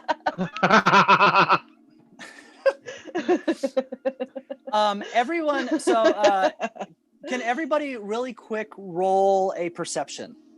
My fuck! Ow! I just hit my finger so hard. Okay. 8. 15. Wow. Wait, sorry. What roll? Perception. That's a dirty 20. Dirty That's a 20. 9. 13. Okay, A so 9. so everyone feels like this somewhat of an earthquake type thing, almost like there's been a butthole clench, and everybody that rolled over a 15 knows that this is because Eridris just did something that makes them very uncomfortable. But that's it. Ah, damn, we don't have a peeper thing to see in like his eyes. Yeah, you don't. That's in the van. That's why you wanted to leave the van, you jerk. I think we can all figure out what happened. So you don't want us to relive the kiss. Wow. Okay. Well, I mean, if anyone can please scan the battlefield and give us commands. Catatog, would you like me to fly you up in the air and give you a good look-see? I mean, we have the two super binoculars here. Catatog, would you like me to fly you up in the air with the super binocular that we ripped from the ground so you can see better? Fly me to the binoculars. Yeah. Are they like really attached to Adris's inside flesh? I guess I mean, yeah. Everything's kind of connected. It's almost like cities and things. It's almost like building sandcastles, only out of flesh. Like, so it's all connected together. Sure. I'm gonna cut it off. But... Like, cool. I'm just gonna cut it off, and I'm gonna put it in Catatog's hands, and I'm just gonna fly 50 feet up in the air, and just be like, "Tell us what you see, Catatog, the leader." Sweet. I'm going back to Darrow. I can't stop it. Why was that a threat? Tell us what you see. Jack, I would like you to roll... gonna be like, or what? Jack, I would like you to roll a quick strength check, and then Catatog, I want you to... Actually, we'll wait after the strength check. Strength check from Jack. Catatog is shocked. 14. Okay. All right. Catatog, I want... Yeah, go ahead and roll... go ahead and roll a perception. So you guys are flying out of the tower. You are now beyond the walls. Catatog has the things in hand, and yes, roll perception for me. 7. Cool. So, can I so give him here's help? what's happening. Like, I guess it's not. Yeah, You're looking at him the other way, so everything looks really small. So I'm trying to see. Oh fuck! I don't know if there's anything I can see. Never mind. Too Okay. wide set for my eyes. yeah. God. So your eyes are freakishly close together. Here's what you see now, Catatog. So you look into these binoculars, and you confirm that these are the same type of evil cellular creatures that you had fought before. In fact, they're the same color. They all have the same dumb look on their faces, but there's just significantly more of them, and they only have the one almond spine on them. And you are also able to deduce that at this point, like they're getting very, very close. They're within about 300. We'll say about 300 yards, about 600 feet of you, or 300 yards is 900 feet. 900 feet of you. And the problem is that's all that you can see because Jack is having trouble holding both of you guys up. And you guys are like slowly falling to the ground. And the thing is, Jack has like his eyes closed and is like struggling really hard to like keep you guys flying, that he doesn't even realize that you guys are being lowered to the ground. You set foot on the fleshy soil of Eredris's rectum and are now looking out into these hordes of like evil cells coming at you, kind of like Jon Snow in the Battle of the Bastards. And Jack, you're tired from trying, so like as you guys fall, you just kind of like collapse and you're prone on the ground. You're still conscious, but you're prone on the ground. Catatog, you lower the binoculars to see this happening, and it's kind of like slow motion. You're like, oh shit. Everybody else up in the tower is like, oh shit. And Elandriel is like, oh shit. And with that, we're gonna take our final break. We'll be right back in 5 minutes. We're gonna make it a fast one. We'll be right back in 5-ish minutes. But do a quick potty something, and we'll be back with the conclusion of the inside job. Hey, go check out our new friend, Dorman Vale. It's just Google Dorman Vale. I love you. I'll talk to you soon. Bye.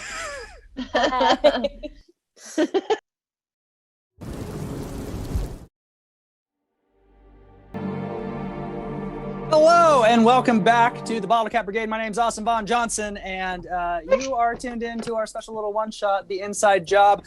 We're going to just jump right back into it. The Blood Drop 6, which is this elite core of Eredris's immune system, has met at Rectopia, or Rectum Town.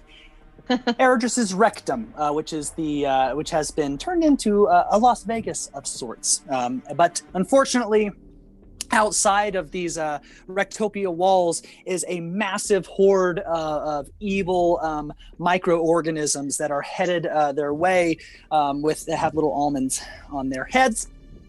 And unfortunately, Jack and Catatog are outside of the city walls facing this massive horde. So what I'm going to do is I would like everybody to roll initiative. Woo-hoo! Come on.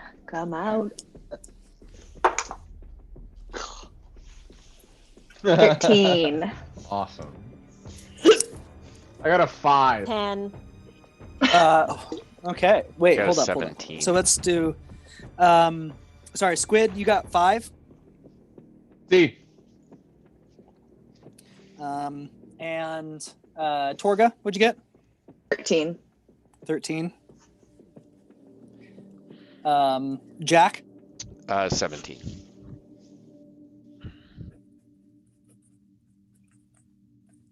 And Carlisle?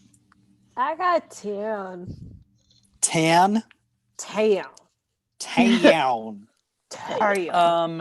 And Catatog, what'd you get? 10. What? Twins Everybody drink! Hey. Like father, like son. Okay. So actually, so we're gonna go Catatog 10, Squid 5. So I have not rolled yet for the horde of microorganisms, but I did roll for Elandriel and her forces, and I'll tell you, they rolled very high, and it's going to work out super, super well for all of you. So, one of the actually both the cellular twins, the little like microorganisms that were looking through the 2 binoculars, are now sharing the same binocular. Like one's looking at it through the left eye, the other one's looking at it through the right eye, and because they do everything together. And they both simultaneously turn toward Elandriel and are like, "Ma'am, you're gonna want to see this." And Elandriel goes in. And she takes a look through the super binoculars for a moment, and then so she's looking. She's like, "Holy shit!" And she backs away and turning to Torga, and Torga, Carlisle, and Squid. I think you guys are the ones. It's like, You guys, there's one of these that's not like the other. I'm serious. There's like what? There's one of the microorganisms that doesn't look like the rest of the horde. Does it have 2 almonds? You're down and on the fleshy rectum ground. You're not here. Can I go to the telescope, the flesh scope, and like look and to try and see what she means? Yes, absolutely. Go ahead and roll perception with advantage. Okay. The flesh scope. Oh god, I already I have it. Okay. I love rolling advantage. I really love rolling perception. 14. Cool. All right, close enough because yeah. So Carlisle, you look out and you see amidst this horde of microorganisms that all look the same. There's one that is a little bit bigger than the rest. It is also blue, which is a different color than the rest. I don't know if I even gave them, if I said what color they are, but we're going to say that they've all been yellow this whole time. So they've all been yellow. But then there's a blue one. It doesn't have a dumb look on its face. And you'll notice that it has three almond spines over the back of its little head, and it's just kind of like charging in with the rest. Jeez. Okay. Is there any way I can talk to Jack and Catatog? Or they're too far away? How far away are they?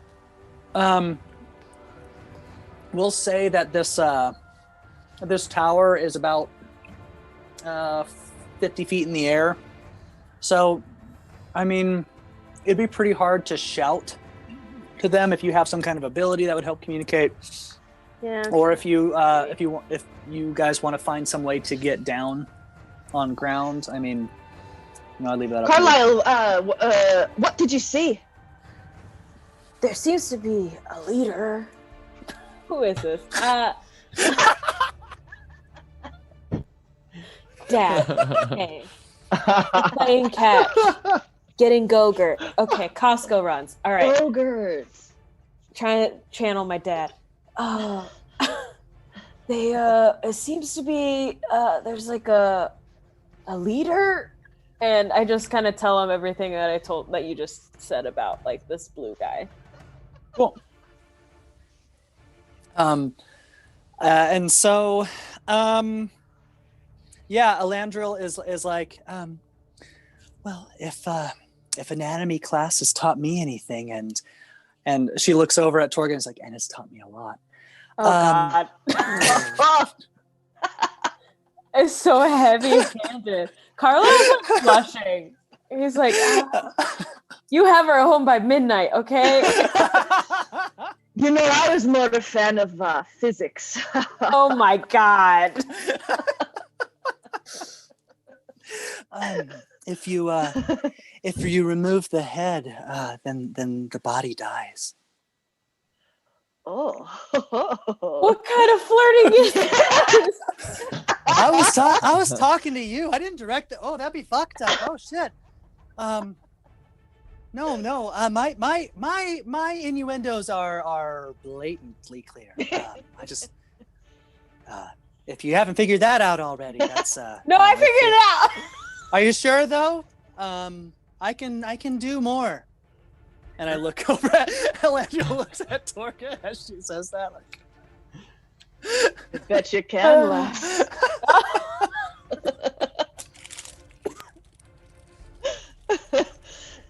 Maybe I'll take down the big blue fella. With all my muscle and might. First of all, we need to find a way down there. We need to meet up with Jack and Catatog. True. We don't do much up here.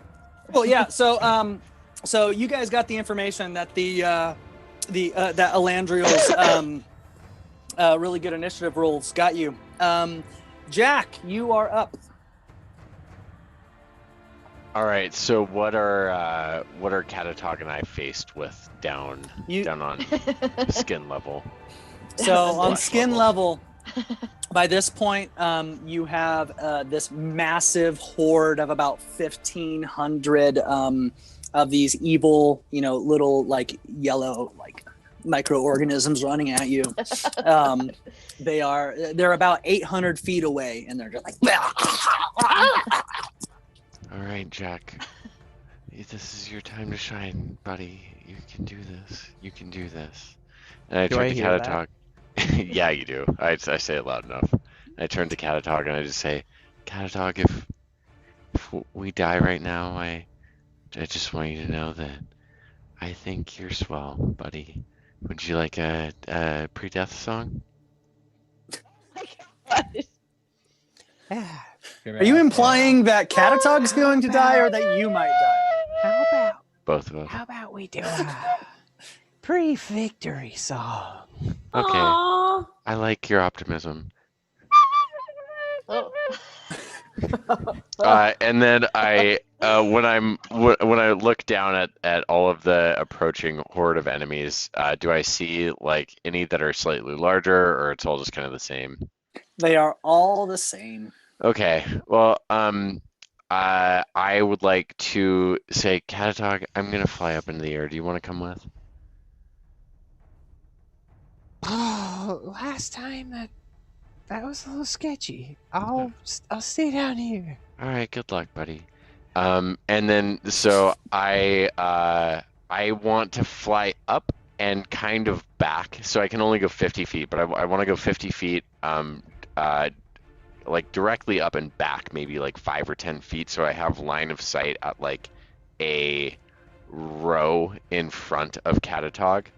And once they get to like a dangerous kind of like distance away from Catatog, I want to ready my action to fire a bow using the Drake shit to like take out a line of them. Okay, so as you fly 50 feet up, what I'll say is, I mean, you can fly 50 feet in any direction. So you're just like flying diagonally in 50 feet. You're about like 15 feet away from the tower now, and everyone can kind of see the back of your head. Okay. So you're almost to the height where the window was, and you're about 15 feet away. Okay. And that's like your general positioning. Dope. I've already talked a shitload on this action, so I feel like that's all I can do. Okay. Torga, followed by Carlisle. Okay, so I'm up high. Yes, so you're in the tower. You were just given this information and declared that you were going to go take out the fancy blue one. Okay, I'm gonna try and get down. Okay, Like so how are you going to do that?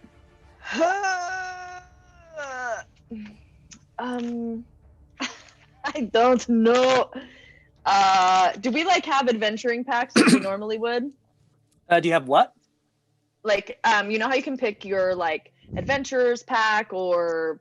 Oh yeah. Your It's- tools? So I would have. We've just like turned it into cellular versions of the actual things, which is the same reason why all your guys' racial bonuses all the same. Cool. It's just cell version. Okay. Well, is there anything here that I can see that I could like tie a rope around and then cast the rope down the side of the tower and then try and climb down? So I'm just gonna say that you took your rope out and you like have it up in front of you and you're like, and then Elandriel's like, oh, sweetie, use our shitapult. A shitapult? What is that, Les? Well, usually we use it to launch probiotics at invasive microorganisms to keep the rectum safe and clean. But doing that. and Why'd you do that right now? Probiotics. Oh. I mean, it's are you? Oh yeah. But actually, the top of all of these turrets is equipped with one. We could go and load you up into it if you'd like. Oh, I want to get loaded. That's Okay. for sure. All right, so Elandriel like puts her hands out and does a little like like flesh teleport thing and puts you on top of the roof of the thing, but it's only Torga and Elandriel. It's like and she's like, climb in and I'll strap you down. Oh, please. I hate this. What's funny is like Miranda can't not have a relationship with a character. Like, It every has to single happen. one. Maybe I'm just jealous because like no, Aston's my best friend in the game. You set it up. She said that one thing weird, and Torg was like, "Yeah, okay." It's just such heavy-handed. Like, if I saw anybody flirting this heavy-handed, I'd be like, I need to leave. Let me give you guys the room. This is. I feel like Carlisle will just like scream out while reading, like playing a Sudoku, like "Get a room, guys!" Yeah. Jeez. Something like Playing that. Sudoku. So Carlisle is my dad, by the way. Also, if like Carlisle is my dad, the like blood drop mobile would have been like on and warm for about 2 hours before we left. Yeah. Because we just wanted to make sure that we made it on time. Oh, that's why. Yeah, I have the keys and I know exactly where they are all the time. Like, oh, we good? Sorry. So Torga, Elandriel like helps you into the little scoop of this catapult that is positioned on top of the tower, and she ties the strap down to the little crank and is cranking you down like lower and lower into the catapult, and then she looks at you and she's like, "Are you ready?" Oh yeah. All right, 3, 2, and then she pulls the lever and you just go flying through the air. I will say you can ready one action at the moment. What would you like to do upon landing? I'm just gonna turn my fist into my warhammers, and Okay. as soon as I land, I'll just Sweet. goal will just be So to take out on your next turn, you will get an additional. I'll give you an additional attack. on top of my 2. Yes. Okay. Nice. Cool. Let's go Carlisle and then Catatog. Okay, so you said they were about. It was about a 50 feet drop to the bottom where Catatog and Jack just were. Like Jack just was there, but Jack's up in the air and Catatog is still there, right? Yeah, and just to give you guys kind of an idea, I mean, this world kind of has some like underwater effects to it. You know, it's not like right because it's like fleshy and bloody and all this stuff. So theoretically, if you guys were to jump out of the window to get to the ground, it's not going to hurt you. It's going to take a little bit of time because you're going to slowly drop. But oh, also, I just looked at the spell I wanted to use, and it's perfect amount. So okay, I'm good. I'm gonna cast Misty Step. okay, what does that wait. Oh, nice. Misty Step is dope. That's a good one. Good call. So I'm gonna see Torga and that one girl like just disappear, and I'm gonna be like, have her home by 10, and then I'm gonna look towards the window and do like this, and then I disappear, and I Misty Step. Just I guess it's only that. I guess I was looking at the wrong thing. I Misty Step 30 feet, just like right in front of me, so that I'm like falling. Also, like towards the thing, I'm trying to cast it so I'm like almost basically right under Torga while she's like catapulting, but I'm like falling underwater, like sweet. now So- 30 feet away from the building.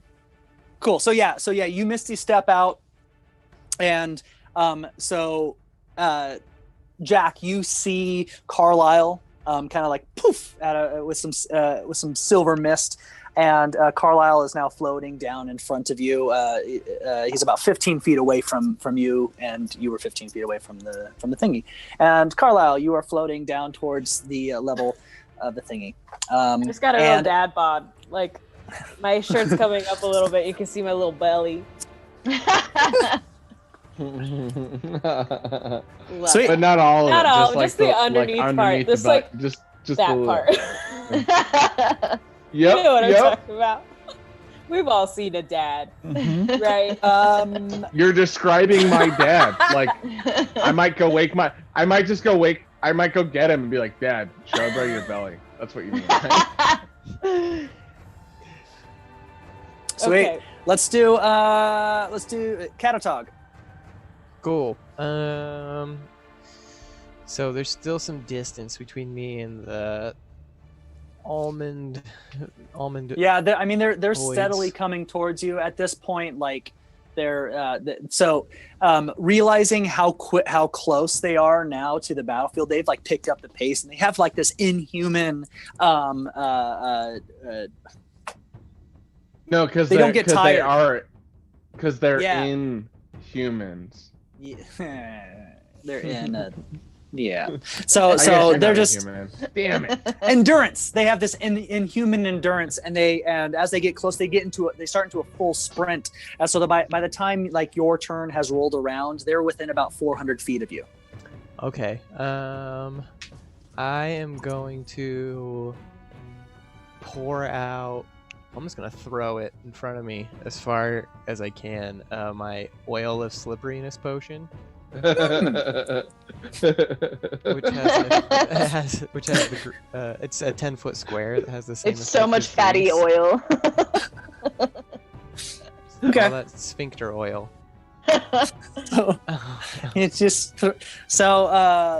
All right. So Catatog. Let's just do an attack roll.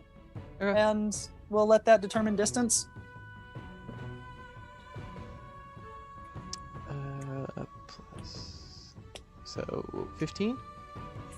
15. Okay, solid. So like you give it this wind up. What would Catatog's wind up look like?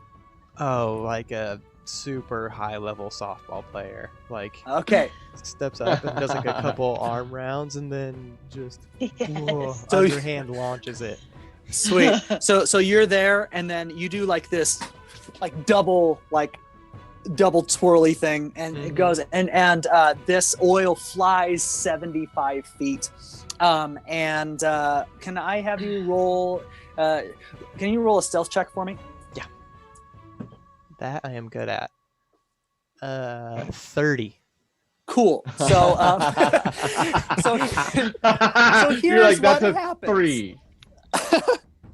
You are so proficient in your softball throws that you throw like this weird like knuckleball as you do it. So it goes 75 feet, but it's not it's not really rotating. So it's going back and forth and is completely invisible as it flies through the air. It hits the ground about 75 feet away from you, and the evil thingies don't know what's coming. Sweet. And then do you have anything else you want to do? That is, and then I'll just pull out. I'll pull out Playful Pablo and Poop Deck Pete. And get ready. I love the alliteration. It's beautiful. Did you write down a bunch of names? Can we have that be some Patreon content that we post later? Oh, Guys, sign up for a Patreon Please. if you're watching this right now. Yeah. And sign up for a tier on there, and you can see all of Joe's unused names for his stiletto daggers on there. Oh, Pablo. I'm still just imagining them as heels. All right, Squid. Okay. What are you gonna do? You're up in the tower So- right now, and you're about to battle. So by this time, the horde is how far away from the wall? So they were 400 feet with Catatog. Are they closer by now? About 300 feet. All right, and really quick, I'm not Okay, trying to so interrupt if you, I would, but Skin Flute There you go. Magician just followed us, and I don't know what else to do other than play a song, Fucking- play a song for Skin Flute let's take your Magician. recorder. oh Let's shit, take your Skin recorder Flute right now. Magician. Doom doom cat doom doom doom. You're welcome. Raven. All right, I'm sorry. Go ahead, Taylor. Thank you, Skip So Flute. if I was to jump out of the tower to go down to the battle, how long would it take? Is my action basically falling, or do I have a? Yeah, if you jumped out of the tower, I would let you ready some kind of action. Cool. But I mean this whole round is basically like a pre-fight setup, Okay. Um, Cool. so All right. So I would like to look right now. So I've heard what everybody said about like we got to kill the blue guy, right? Like Yeah. that's common knowledge by now. and Okay. Cool. yeah, well, Go ahead. Squid, Carlisle, and Torga are the ones that know that. Okay. And then like from, I'm gonna jump out the tower to try to get ground level for the fight.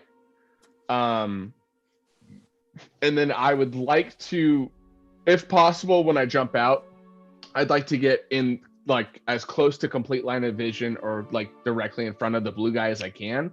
And then I want to ready a spell. Okay. I will say that the only person that really got line of sight on the blue guy is whoever looked through the binos, and I feel like that was Carlisle. Yeah. Is that correct?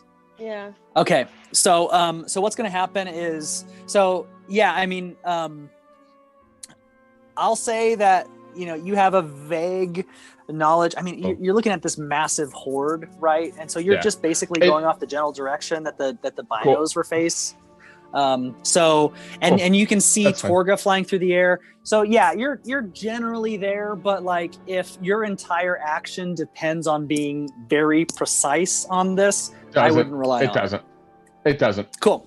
Nice. So yeah, you're like, Pew! And you're going. And then I'll ready an action, and then can I ready a bonus action or no? Nope, only in action. I think so. Got it. No. Cool. I mean, done. we're kind of breaking the rules with this whole setup anyway. So If it's a reaction, you can do that. Like that's true.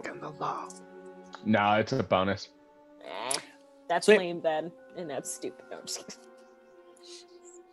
Okay, everyone is basically like set up for this battle that's about to happen. All of Elandriel's forces, on the walls, like have their weapons, pointed at this horde of microorganisms. Torga, you're flying through the air. And Squid, you've landed on the ground. Carlisle, I suspect you were eventually going to land on the ground. That was your goal with your action. Cool. All right. Yeah. So everyone, so Carlisle, Squid, Catatog, you guys are all on the ground. Jack is flying and Torga is flying towards the bad guy. Cool. While we're on the ground, can I tell Catatog about the blue guy? Yeah. Okay. Yeah. I just tell him about the blue guy and say, Cool. Blue guy there. Oh shit. Okay. Everybody drink because the horde rolled a nat 20 on their initiation. No. No. If we drink enough, do we get to make a reroll? That could be a thing. If I go shotgun, 2 beers. Yeah. Hey, question for the DMers who play this who know more rules than I. When you ready an action, can I ready an action that's like if a player gets, or if an NPC or whatever gets within 10 feet of me, then I strike? Yes. Yes. You pretty Okay, much just have cool. to set up a trigger Just making point sure. or Cool. a trigger action. All right. Got it. So, so it's I'm like acting as a giant horde. So here's what's going to happen. The first thing that's going to happen Actually, let me do this. I'll do some things. Cool. Okay.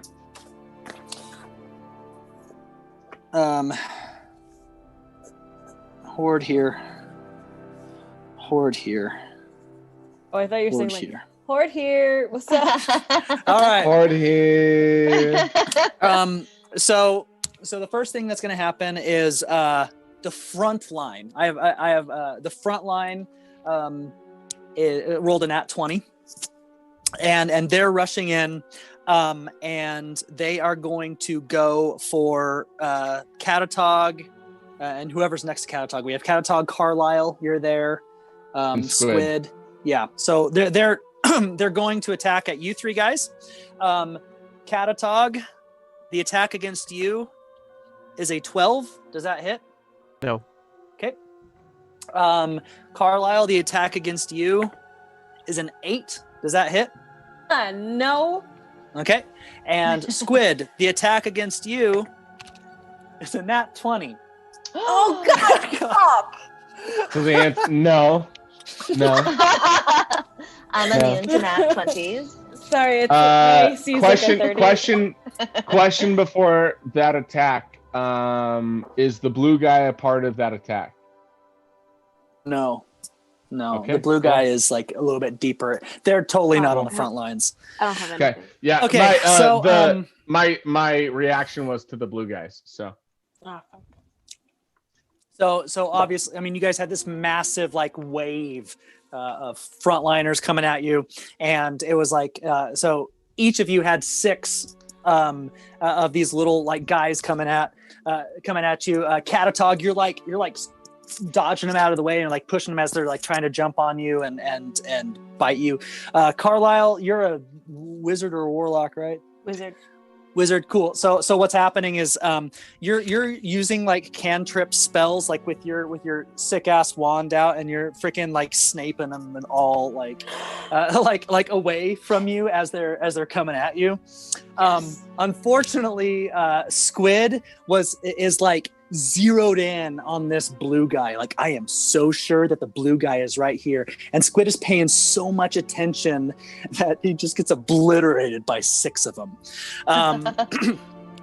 And so Did it's my double ready the dice, to action right, on crits? trigger at all with any of that? I don't know. What was your ready to action? That if That any moment you just had with your flute. if any of them got close to Catatog, I would fire. Oh, well, yeah. I mean, Catatog was like physically moving some away. Yeah, So give me a second on that. you're good. So I don't think is it double the dice or just double the total? it's gonna be the same thing. These guys just do 1d4 with no modifier. I think it's double the dice. Mm-hmm. Wait, dang it. Yeah, there's okay. Now we're good. Comment down below what you think it is. Is it double the dice? Okay, so you have these 12 or these 6 just jump at you, and you're so zeroed in on trying to get the main dude that you take 24 points of damage as all 6 of these are just like just biting down on anything they can reach. And you also I want to cast Hellish Rebuke as a reaction. Oh, sorry. Noise. I have a reaction to that, but keep going. Is it okay?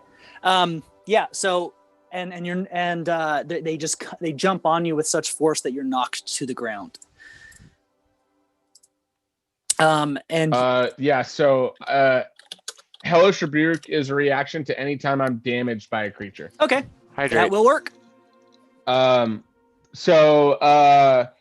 The creature that damages me. So if it's a horde, are you assuming it's like one creature? I mean, yeah. I'm treating all 6 as like Okay. one. Yeah. Okay, cool. So they must make a dex saving throw. Cool. Does a 2 win? It does not. So they take 2d10 fire damage. Yeah, so they take 14 fire damage. So here's what happens. So they all like bite into you. Hold on. No, one more. Sorry. I'm telling you, it doesn't matter. They take. Oh, okay. Yeah. So they take 21. So what happens is all 6 of these like jump on you and they bite at you and you fall to the ground. And then your hellish rebuke triggers and they all just like burst into flames and ash and then just like float onto the fleshy rectum ground. And yeah, let's do frickin' Jack's reaction real fast. So 6 of them went at Catatog. What's your reaction? I fire an arrow at them. Cool. So you and Catatog kind of had this moment before the fight started, and you guys are pretty in sync since you guys were both kind of on the ground first. So Catatog is like pushing away and like dodging as these things come at him, and he just so happens to be like just kind of like stacking them up where they fall, and you see this and you're like, oh fuck yeah. And you shoot at these 6. Can you roll an attack for me? Sure. 13. Okay, that will hit. So it literally your arrow just like you get this little arrow that comes out of your cellular body, and it shoots out and it just shish kebabs all 6 of them, and they all That's just the noise it makes. Yes. So they're like So the many- Pillsbury door boy. one thing I should have asked, your oil thing. Yeah, what's that do? It's like grease, the spell grease, which it's a 10-foot square, and anytime a creature is in it, they must make a dex saving throw or fall prone. Okay, so here's what happened. Those 6 attacked you guys. Those were the ones that kind of got through. The rest of there's just like this wave of like 45 frickin' things that are just prone right in front of you in your 10-foot like oil slick. They just like keep the first 6 just kind of like did this little like running on ice dance and then did their thing, but now like it's starting to pile up on top of this oil slick. From a bird's eye view, you see the waves like coming around, but then like there's this pile building up in one spot. All right, Eladriel's forces. They're here to offer you guys support. So the shitapults that they have on the tops of the towers are all going to be loaded with fiery probiotics, and the fiery probiotics are going to be launched. There's 3 of them heading towards the front lines, and they didn't do super well. Oh no. So they all get launched, and one of them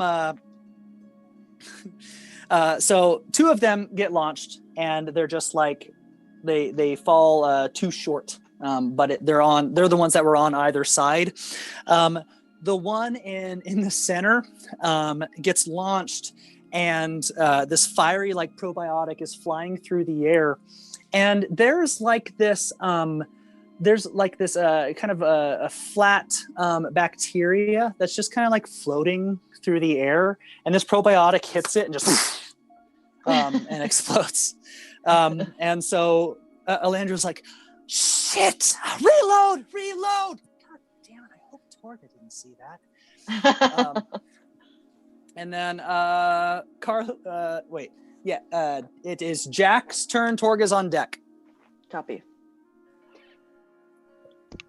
All right, and so I'm still airborne. And there's still no like obvious target in front of me, right? Just like a mob. Not for you. I mean, basically, what you're looking at is a frontline wave these creatures coming at all of your friends. You see Torga flying through the air. You're not exactly sure why, and I want to. yeah.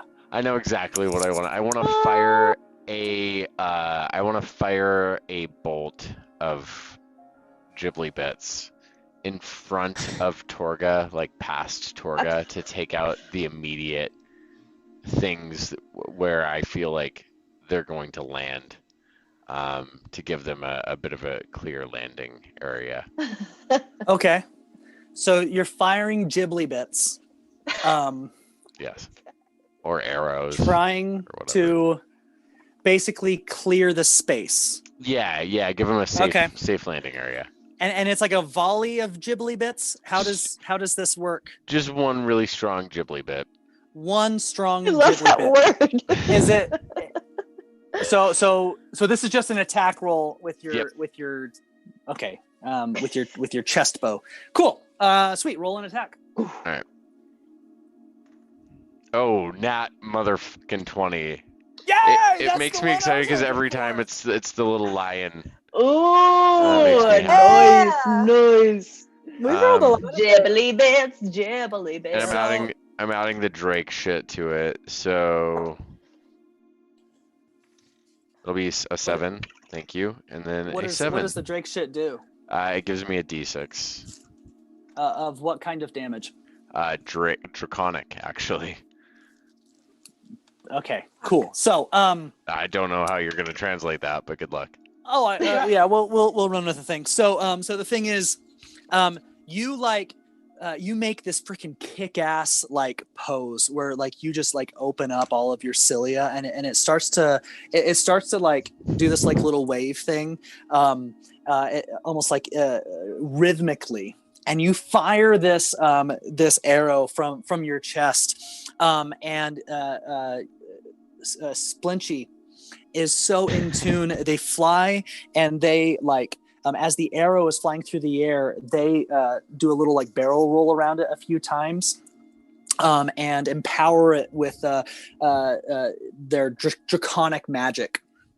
And it's flying through the air. It starts glowing and flaming this like purplish flame. It lands perfectly at the base of where the master, the evil cell guy was, and it explodes on impact. It completely obliterates all the little evil cells within a 20-foot radius, and the evil guy is knocked prone. And how much damage did you say? It was 18 total. 18. So the evil guy takes 18 points of damage. Where'd it go? Cool. All right. And my math is shit. There we go. Okay. All right. Sweet. So yeah, that happens. Do you have any other actions? Nope, that's it. Sweet. All right. Torga, you're up. The big guy's prone. Yeah, the big guy's knocked prone, like because of Okay, this so attack. then all my attacks get advantage, right? The blue guy is act prone? Yeah, because this arrow just like blew it all up. Cool. Okay, do I land coming out of the sky? Roll an athletics for me.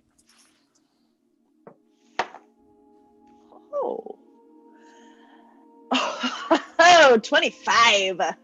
Yeah, you do. In fact, you so as you get closer, I mean, you were prepared for this, and you are empowered by the desire to impress the fuck out of Elandriel. And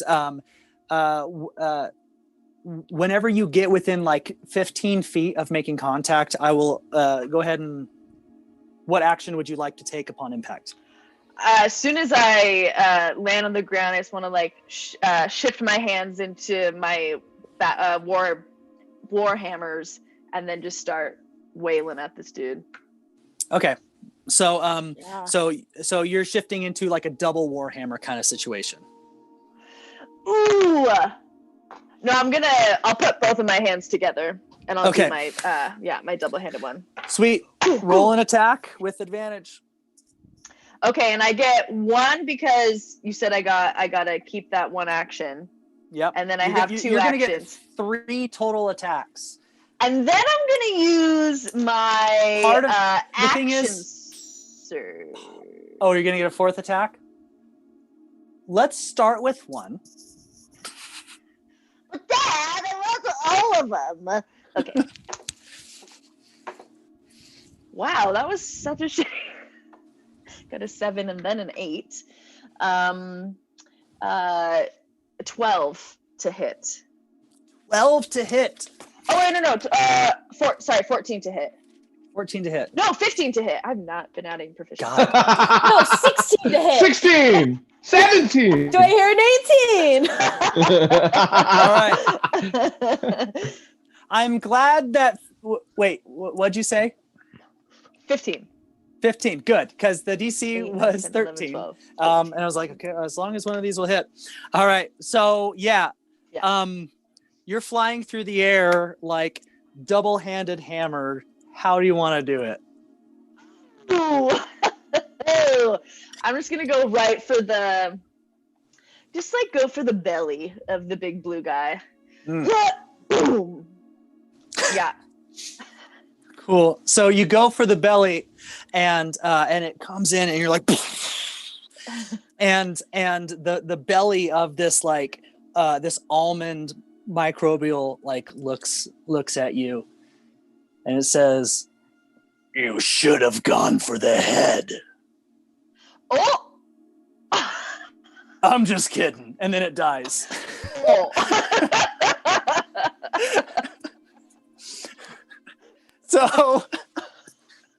So it just falls to the ground, and as you lift your double like warhammer hammer out of its belly, you see this just massive imprint, and it coughs one last cough, and all of this almond milk like gets spit out of its mouth, and the rest of you notice that without the leader of this horde, all of the others like just start to freak out a little bit, and they start to turn on one another.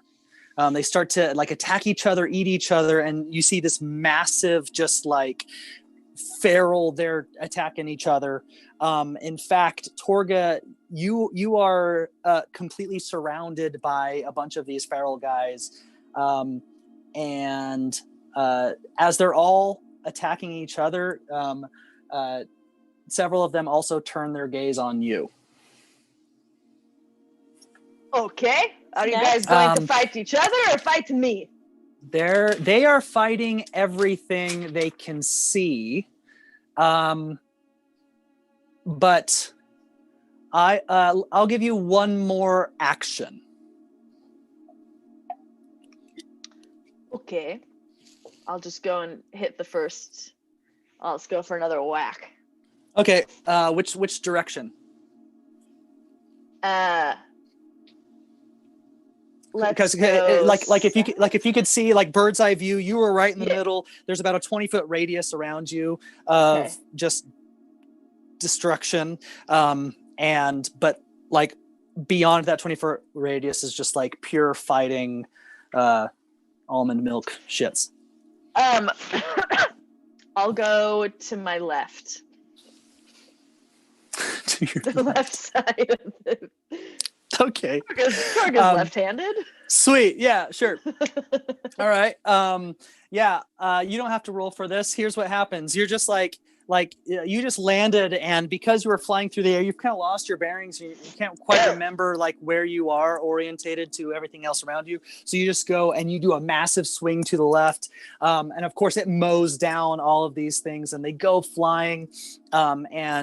And they have kind of like this little like ADHD thing. They're like, oh fuck, more, and then they go for the things. And so you've cleared a way of about 50 feet to your left. Let's say let's just go back. We'll break the initiation at this point. Carlisle, everybody other than Torga, you see now that Torga is in the center, completely surrounded by things that are fighting each other. what do you guys do? I want to cast Tidal Wave. Oh, cool. What's that? And I have Tidal Wave. You conjure up a wave of water that crashes down on an area within range. I also have spell sculpting, so I want to do it basically just around Torga and just like dope. wipe everything around her away. It's cool. So yeah, cool. Carlisle, you freaking you do this thing where like you do this twirl of your wand and it becomes a full-on staff and you slam it down on the fleshy rectum. You get, and then these giant like That gave me chills. I was so excited. these giant waves of blood just rush up on either side of your staff and they go out towards the whole the horde, and you had positioned your staff perfectly where Torga was, and so it completely clears a path for Torga to now leave the horde. Okay. So yeah, Torga, what do you do? While I'm casting, can I give you some Okay. flavor? Can I give you some flavor language while I'm casting it? Yes, please. I'm gonna say it's all your curfew, and then I'm gonna throw myself in. That is exactly what happens.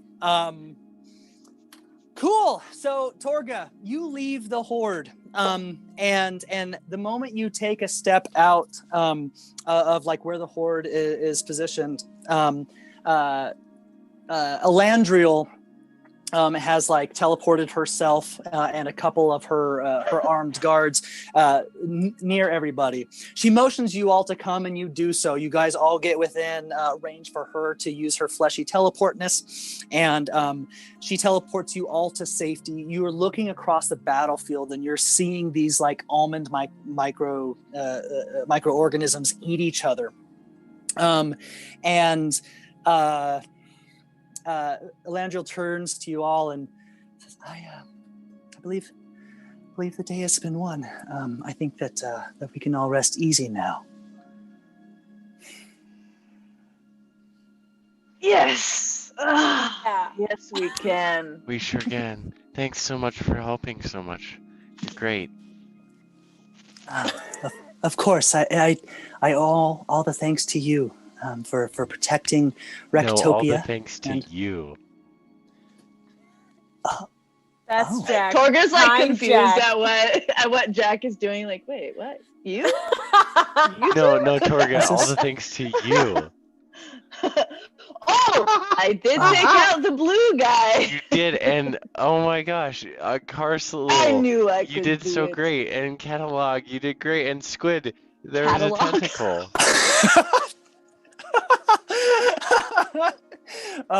So Elandriel's like, he's being complimented.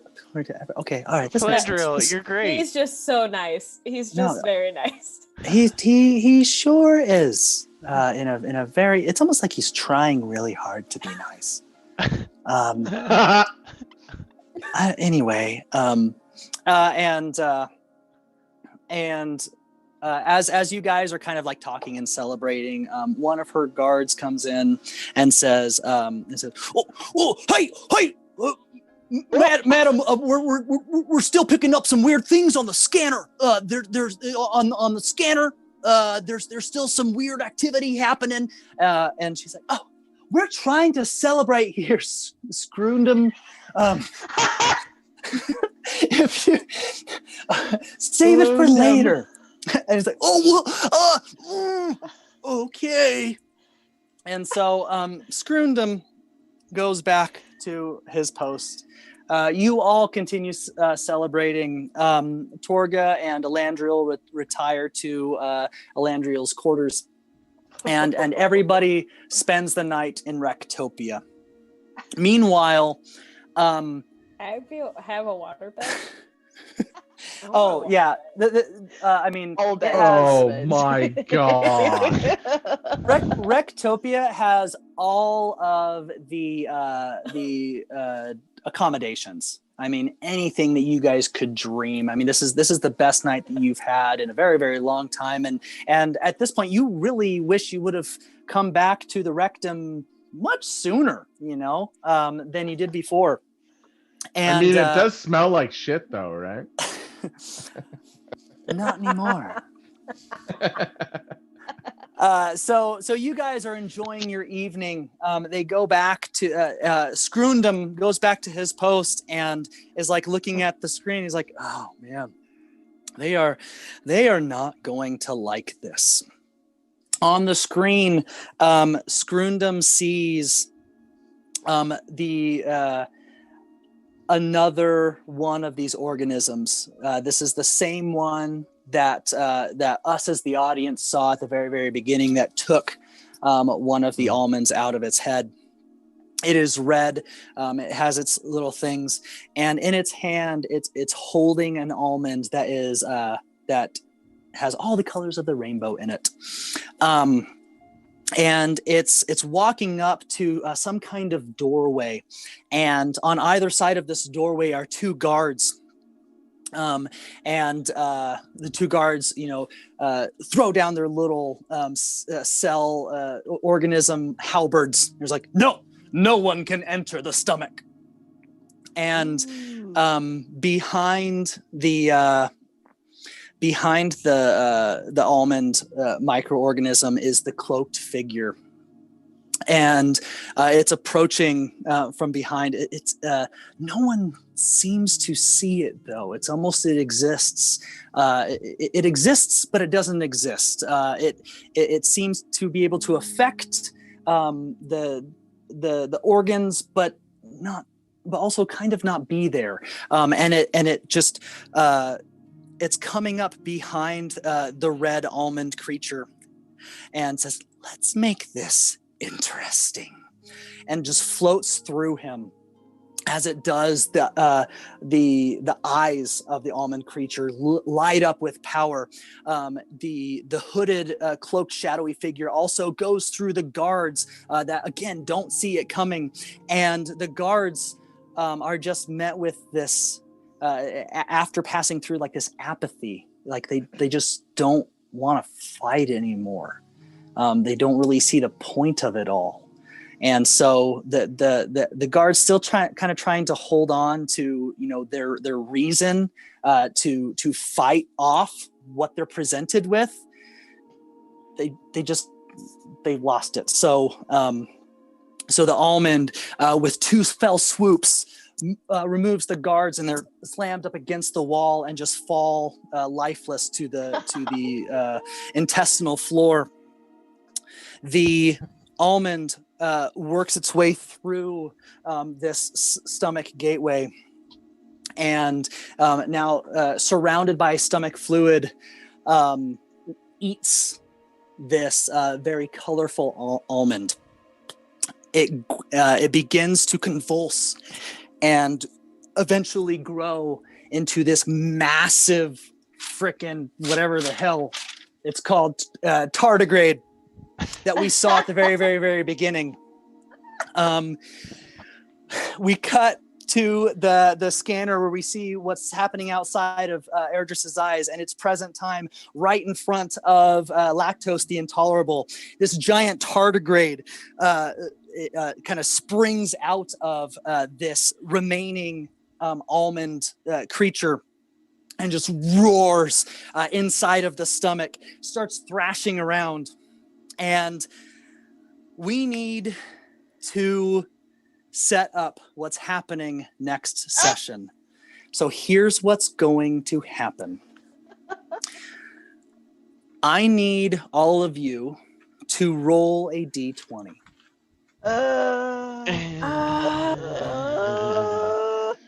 Okay. Because, what if I say no? What if we think that this is going to have intense consequences no matter what? I got a 19. I'm scared to roll this dice. I really am scared.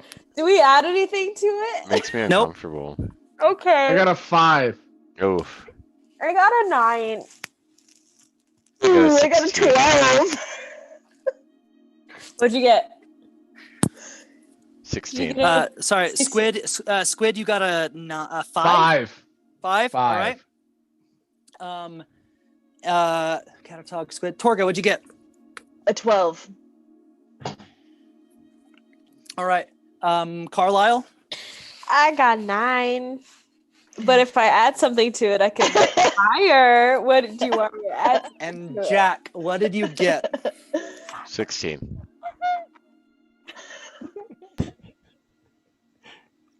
All right. Here is what happens. So. As this tardigrade grows to immense sizes, with this cloaked, hooded figure watching, you guys, as you're enjoying your night in Rectopia, get a much more serious warning from Scrundum. Everything starts to shake and convulse. The butthole, tight, clenches and unclenches. You know that Eredris is in dire pain. You go and you greet this massive creature in the stomach. And the first person up is Squid. Squid goes in, and you start to summon your tentacle. And as you're summoning the tentacle, the tardigrade locks eyes with you, and with its massive neck, just comes down and completely devours you. You guys all watch as Squid is eaten alive before your eyes. Squid! Torga, seeing the legs of this giant tardigrade, you have two warhammers. You're dual wielding on this one, and you rush in with your body kind of spinning like a wheel, and the warhammers going, and it's like you're like rollerblading underneath, like in Transformers, and you're like just taking out leg after leg, just doing everything you can. Which, by the way, no time. There's no time for it. Transformers Prime. Everybody watch. Yeah, but the 1986 Transformers the movie is that. Anyways, so yeah, you're going in and you're doing work to the legs. You're able to take out 2 of the legs, and so it stumbles to the side. Problem is, as it stumbles, the torso falls directly on you, and you're knocked prone. You're not completely dead at the moment, but you're trapped underneath of the torso of this giant creature. It still has its 2 little like almond arms and the giant neck. Next up is Carlisle. Carlisle, seeing Torga, one of your strongest fighters, fall underneath the thing, you run over and you try to cast a spell to move the tissue to lift up and allow Torga to get away. And you're able to do that, and you're getting closer and closer in order to amplify your power. Torga slides out from underneath the torso as the tardigrade recognizes your presence and comes down and just brings its neck and swipes at you with its almond claws. Torga, you move out from under the fight, only as you see these claws come across Carlisle, and the force turns Carlisle around, and you just see this like gash across Carlisle's face as Carlisle falls to the ground dying. Sharp ass almonds. Jack, you fly up into the air, and you're going for the eyes, because you're the only one that can really get airborne the way that you can, and you're shooting volley after volley of arrow out of your chest. And you manage to blind the beast, and so it just starts flailing all over. As this happens, Catatog, you come in with stilettos wielded. Which stilettos are you using? Oh, I have Rancid Randy and Rabid Ravi. Rancid Randy and Rabid Ravi are out. And you and you slither up in your flatworm style, and you jump in, kind of doing the Wolverine twirl, going straight for the torso, and you start like raving like through the torso of this thing, and you're just ripping it out from the inside, and you come out of this tardigrade's anus, and as the tardigrade falls to the ground, its teeth and claws just thrash at the stomach lining wall of Eredris, causing openings. Like it just cut a hole in Eredris's stomach lining. Oh, and so ulcers. yeah, but it falls down. It's lifeless.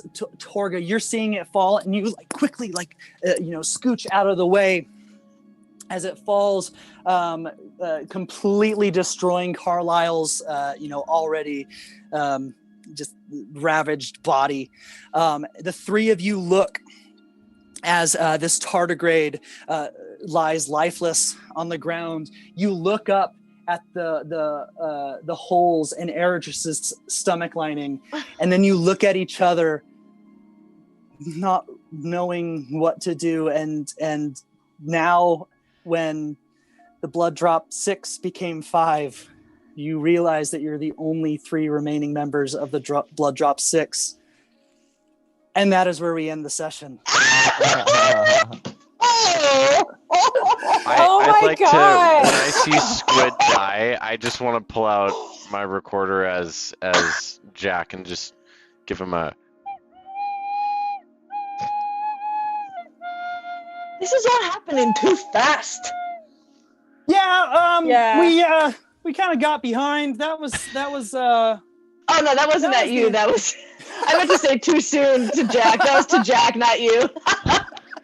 Too much too soon, man. Wait for Oh the my God. Torga, I'm just so sad, and I'm so nice, and I just feel bad. Yeah, do what you need to do for you.